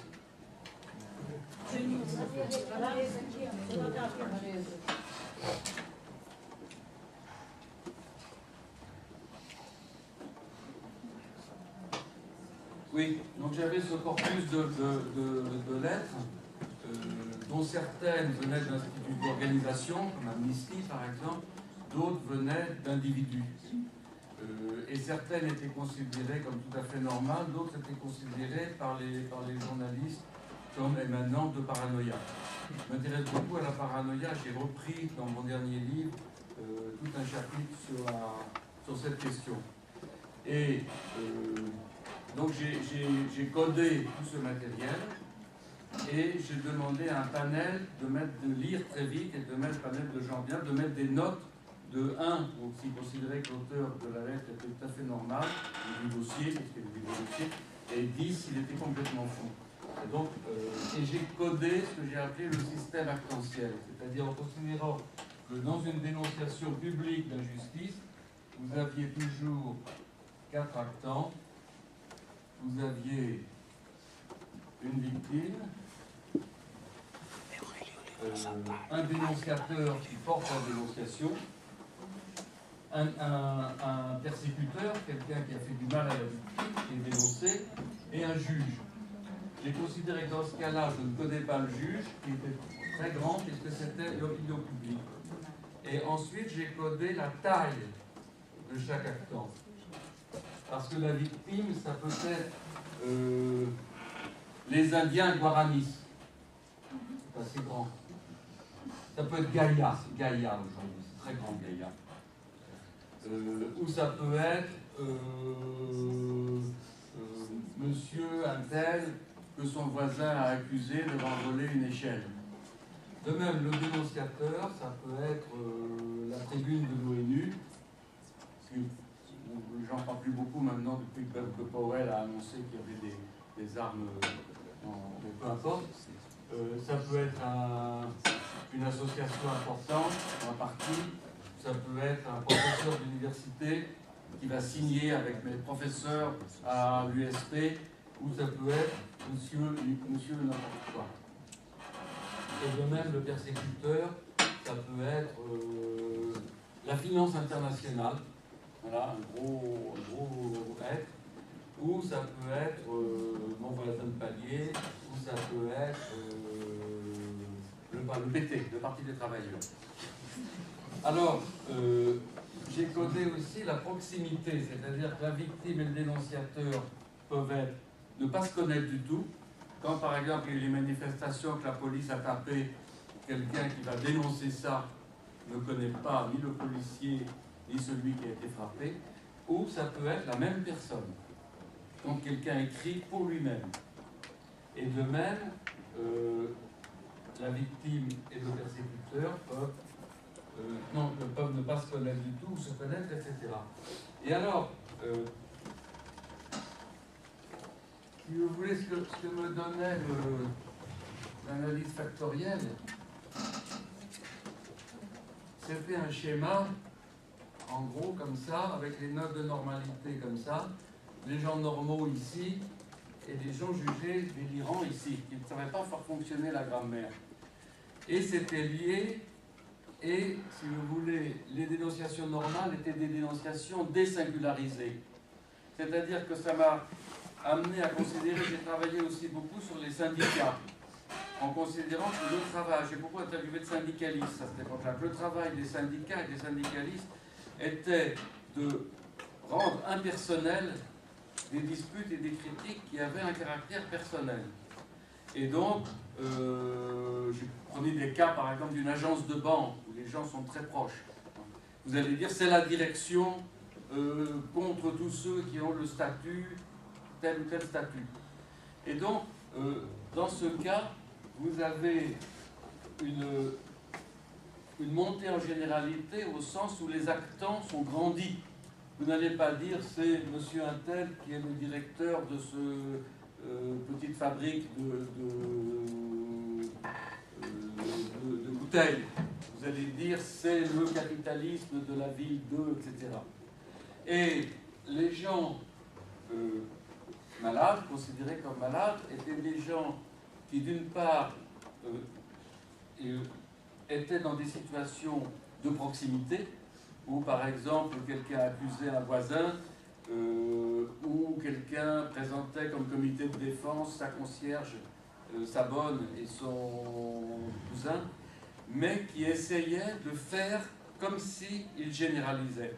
Et c'était l'impossibilité de croire à la montée en généralité, par exemple en disant mon voisin, il a l'air de ne pas m'aimer, il veut me tuer. Il veut me tuer, mais c'est parce qu'il est l'agent d'une organisation internationale mafieuse. Alors, si vous dites ça et que vous êtes le chef d'une grande entreprise, ça a une certaine crédibilité. Mais si vous dites ça et que vous êtes un employé de la cafétéria de l'USP, vous allez être considéré comme paranoïaque, parce que en gros, pour qu'une dénonciation d'injustice soit considérée comme normale, il faut que le niveau de montée en généralité des différents actants soit le même. Il faut qu'ils aient à peu près la même taille. Donc voilà d'où vient cette notion qui était ensuite qui maintenant en France est devenue très courante avec comme un concept normal de la description politique. Et évidemment, c'est lié à la question de la violence de l'accusation. Parce que si vous dites « je veux faire mettre en prison mon voisin parce qu'il m'a », vous avez une très grande violence en réponse à une violence. Si vous dites très souvent dans ces dénonciations, c'est pour ça que je parlais de Dreyfus tout à l'heure à propos des affaires, c'est tel Dreyfus, aujourd'hui, mon cas engage la liberté dans ce pays. Donc voilà un niveau de montée. Alors d'habitude, c'est une petite histoire très locale, Alors, effectivement, vous avez raison de parler de ça, parce que par rapport, j'ai pas pensé, par rapport à la question du réalisme des acteurs, qui va varier selon les situations et qui va augmenter dans les situations révolutionnaires, parce que la réalité se défait, ça va augmenter sous la forme de montée en généralité. Tout à fait.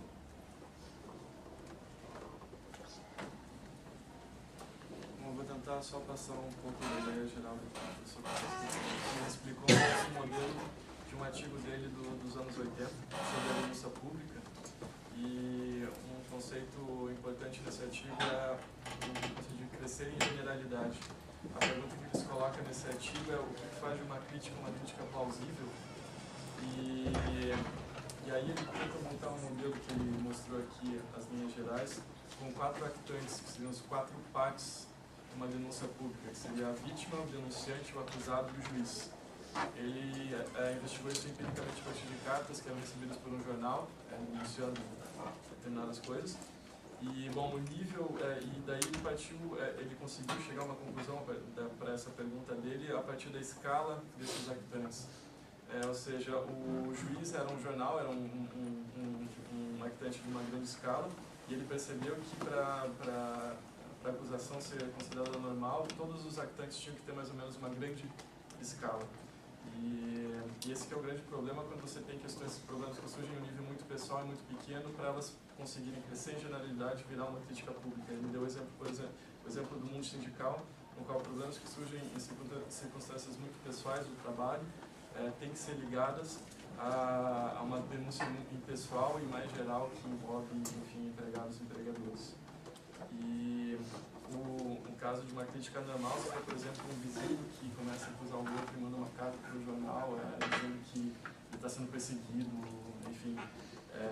Seriam essas bases assim, de uma crítica normal e anormal numa denúncia pública.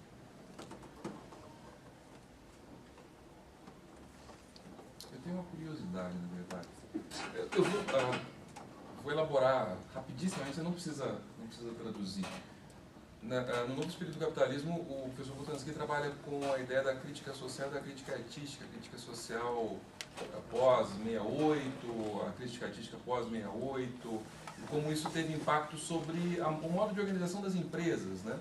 Então, as empresas instrumentalizam a crítica artística que tem autonomia, liberdade, um maior controle sobre o próprio tempo, etc., como uma forma de bloquear a crítica social, ou seja, demandas por justiça, salário, etc., etc., etc.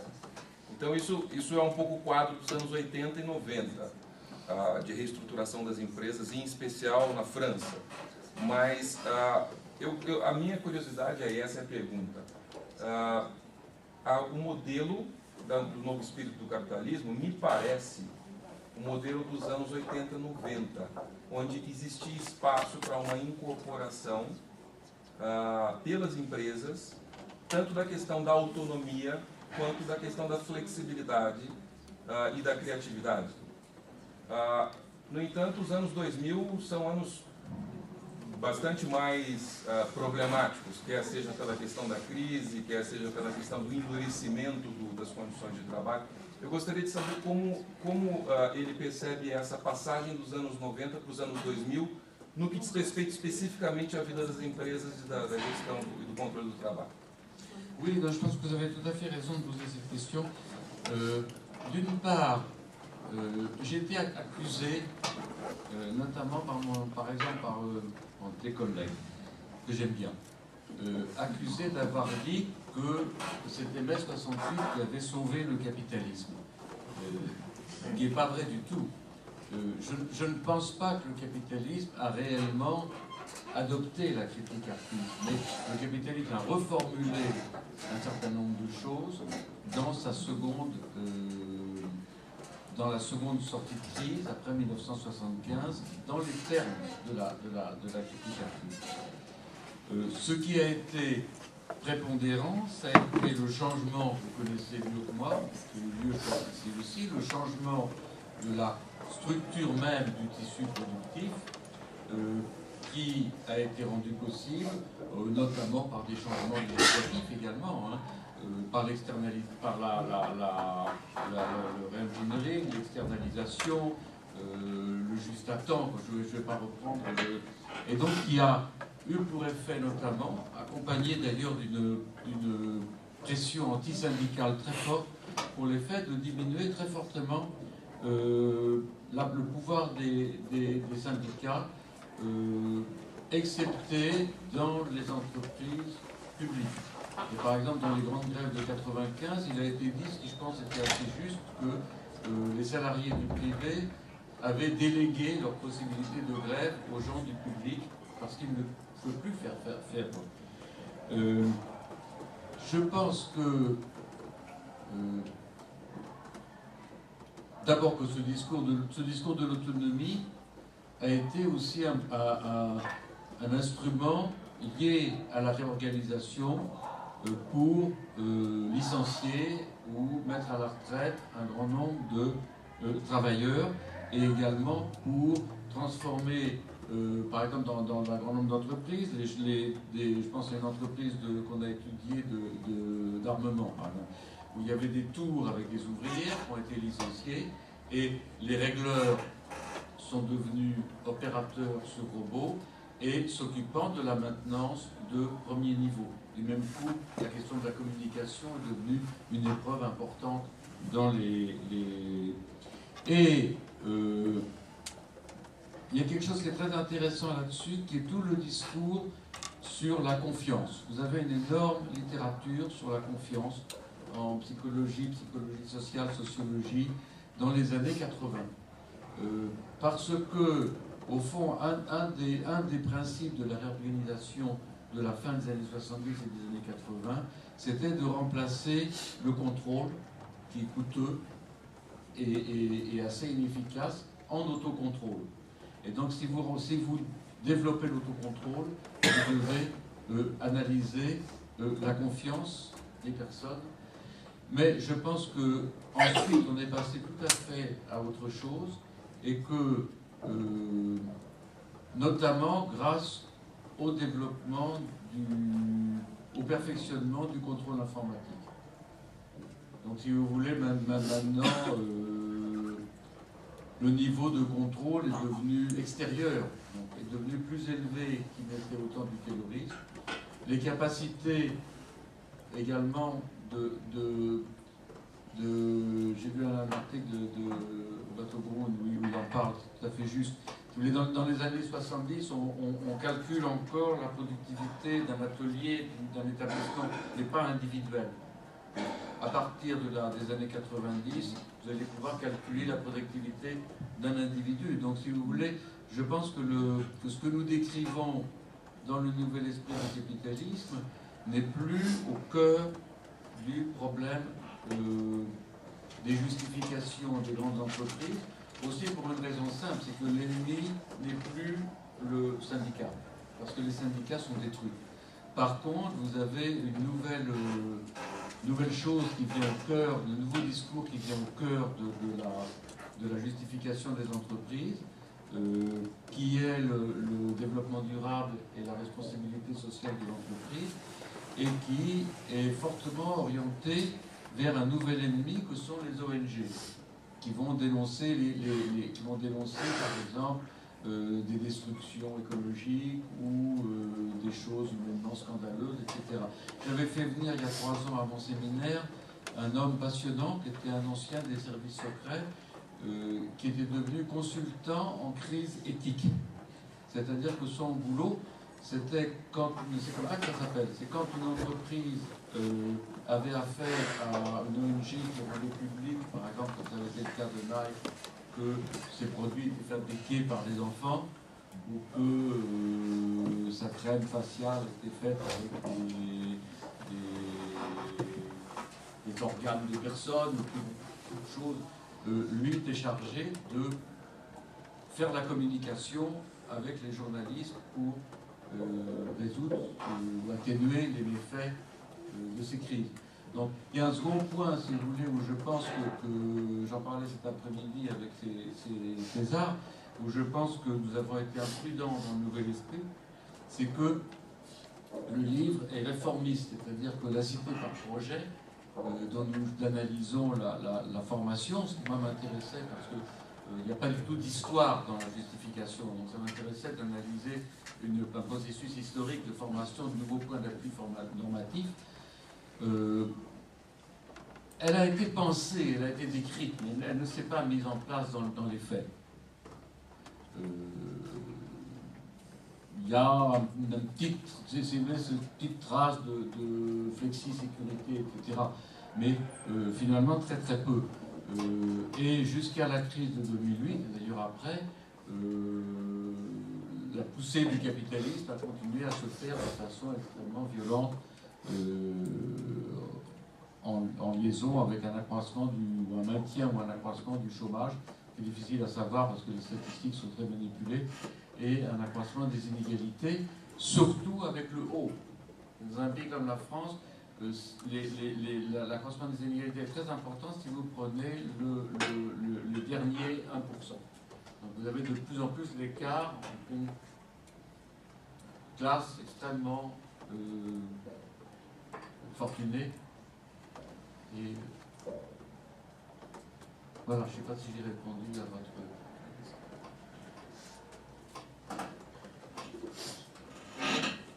Mais um esclarecimento. Ele fala, eu acho que ele fala pouco quando ele fala do posicionamento pragmático dele.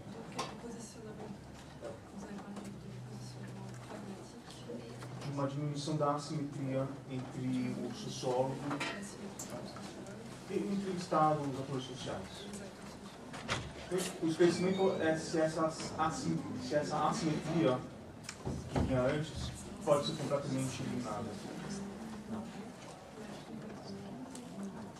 Non, il ne faut pas l'annuler. Il ne faut pas l'annuler. Il faut pas la fétichiser. Il ne faut pas la transformer en argument politique. Bien évidemment, le sociologue a obéi à des règles, à des méthodes que j'appelle le laboratoire et dont le but est de faire obstacle au désir. On a envie de dire quelque chose parce qu'on a des passions dans tel sens ou des positions politiques. Les méthodes de la sociologie, c'est des formes de construction du discours, des données, comme on dit, s'opposer au désir. Puis le sociologue, c'est son métier. Son métier est d'utiliser, il dispose d'outils de totalisation. Là, je n'en ai pas parlé à peine, mais la question de la totalisation est très importante. La plupart des acteurs sociaux, leurs instruments principaux de totalisation, c'est les médias. Presque tout ce que nous savons en tant qu'acteurs sociaux, nous le savons, non pas par expérience, mais par l'intermédiaire des médias. Les sociologues ont des systèmes de totalisation, dont des systèmes de totalisation statistique qu'il faut évidemment critiquer, qu'il faut analyser, mais qui sont indispensables. Donc il ne s'agit pas du tout de dire qu'il faut supprimer la sociologie et que n'importe quel discours sur le monde social a la même validité qu'un discours sociologique.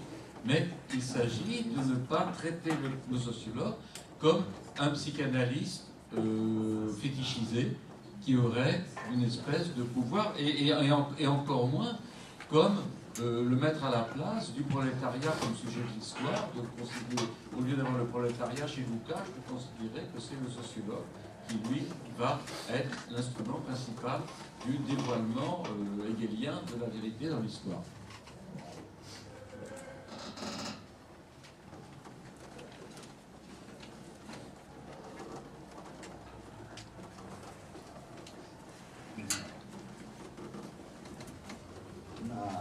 Eu sou da área de educação.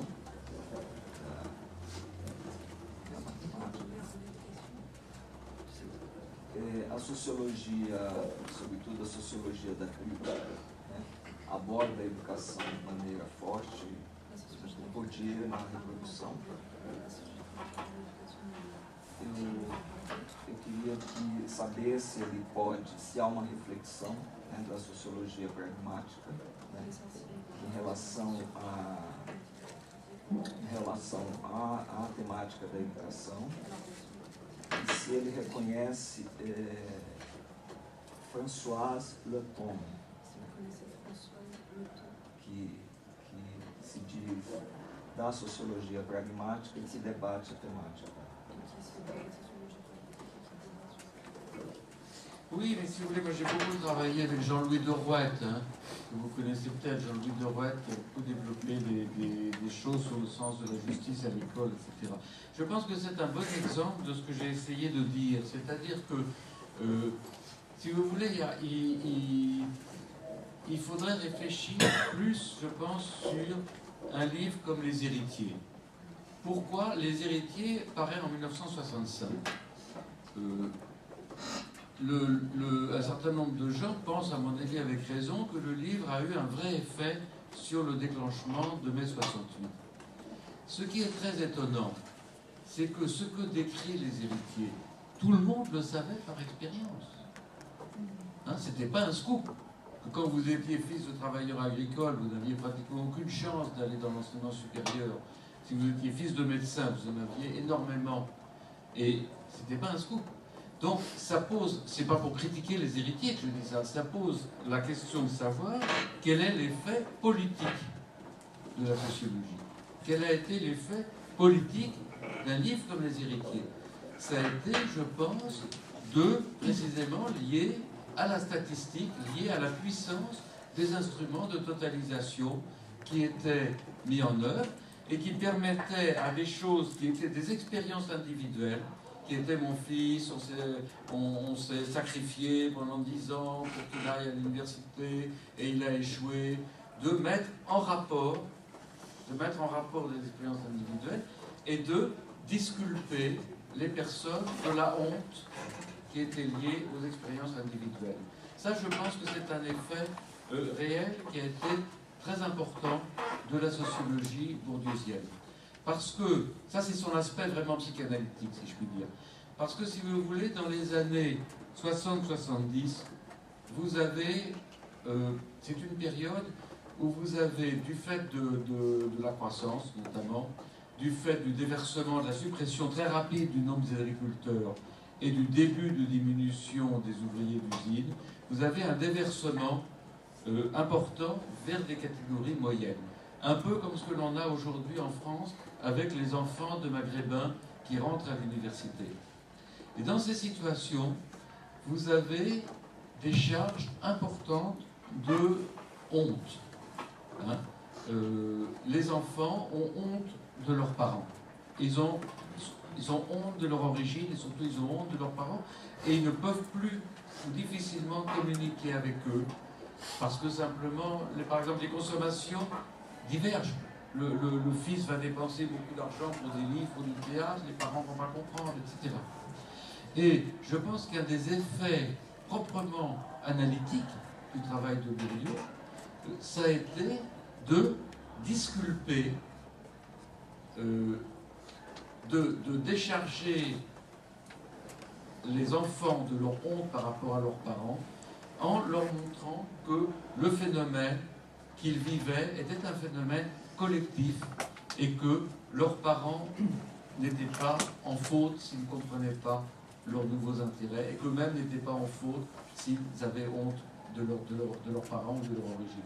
Ça, c'est des vrais effets de la sociologie. Et donc, si vous voulez,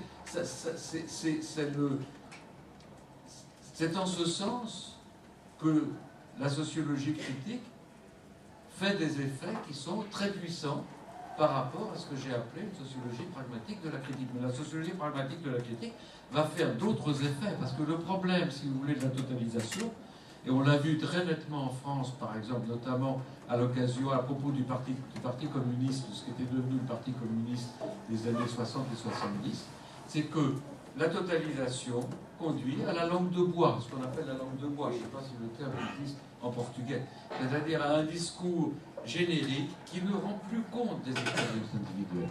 Et je pense que c'est un problème tout à fait central de la pratique politique, de donner des équivalents, donner des instruments qui permettent de faire le lien entre les acteurs, tout en permettant de conserver la spécificité de chaque expérience individuelle. Parce que quand j'ai dit que les classes n'existent pas, je pense, les ethnies n'existent pas, vous n'avez que des expériences individuelles, bien évidemment.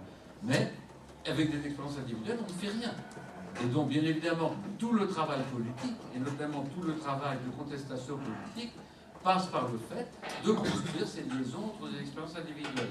Mais si vous avez des porte-paroles qui essaient de faire des institutions contestatrices et de construire un langage qui soit entièrement de mise en équivalence de l'ouvrier de la canne à sucre au Brésil et du mineur en Afrique et du travailleur des champs en France, ça ne marche pas.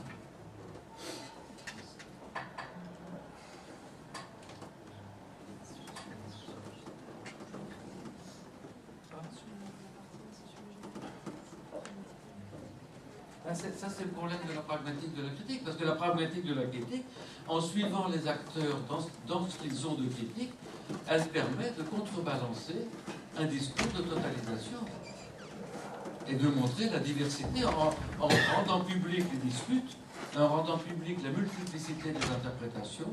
Elle permet d'ouvrir la voie à une émancipation qui serait la reprise par tous de la capacité d'interprétation et non pas de suivi de règles.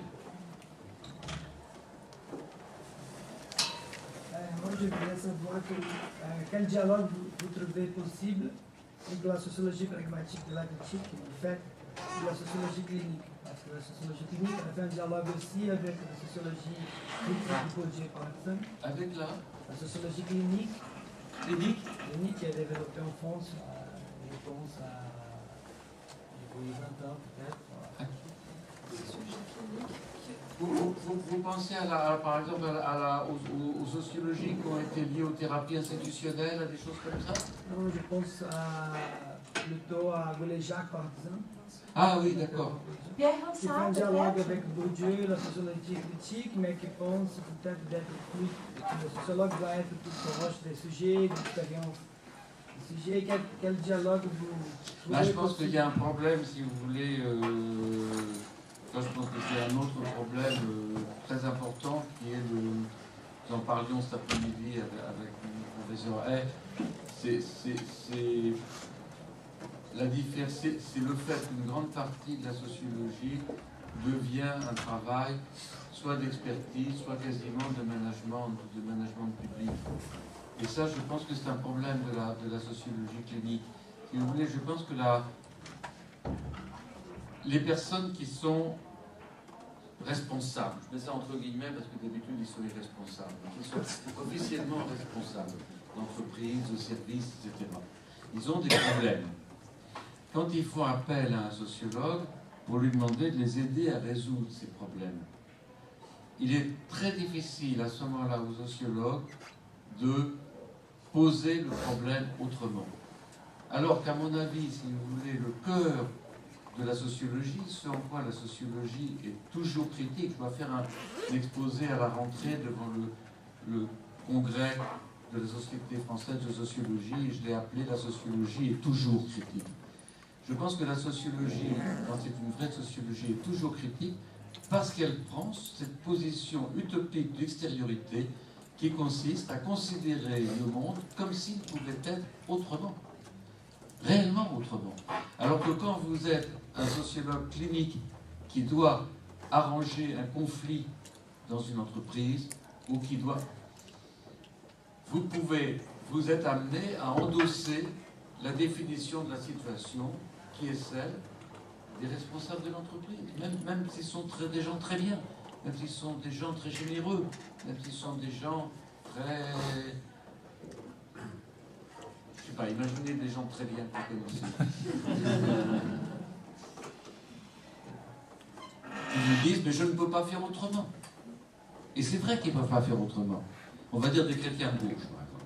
Des chrétiens de gauche qui vous disent, moi je voudrais bien, je sais que les ouvriers sont dans des situations très difficiles, mais je ne peux pas faire autrement, parce que je suis moi-même sous-traitant de telle entreprise. Et donc, si vous voulez, la sociologie est un exercice qui correspond à un moment où vous sortez de cette situation dans laquelle vous assumez les problèmes des responsables. Sinon, il n'y a rien à dire de plus que ce qu'ils disent. Et évidemment, ce qui un jour est une contrainte indépassable, le lendemain n'est plus une contrainte indépassable.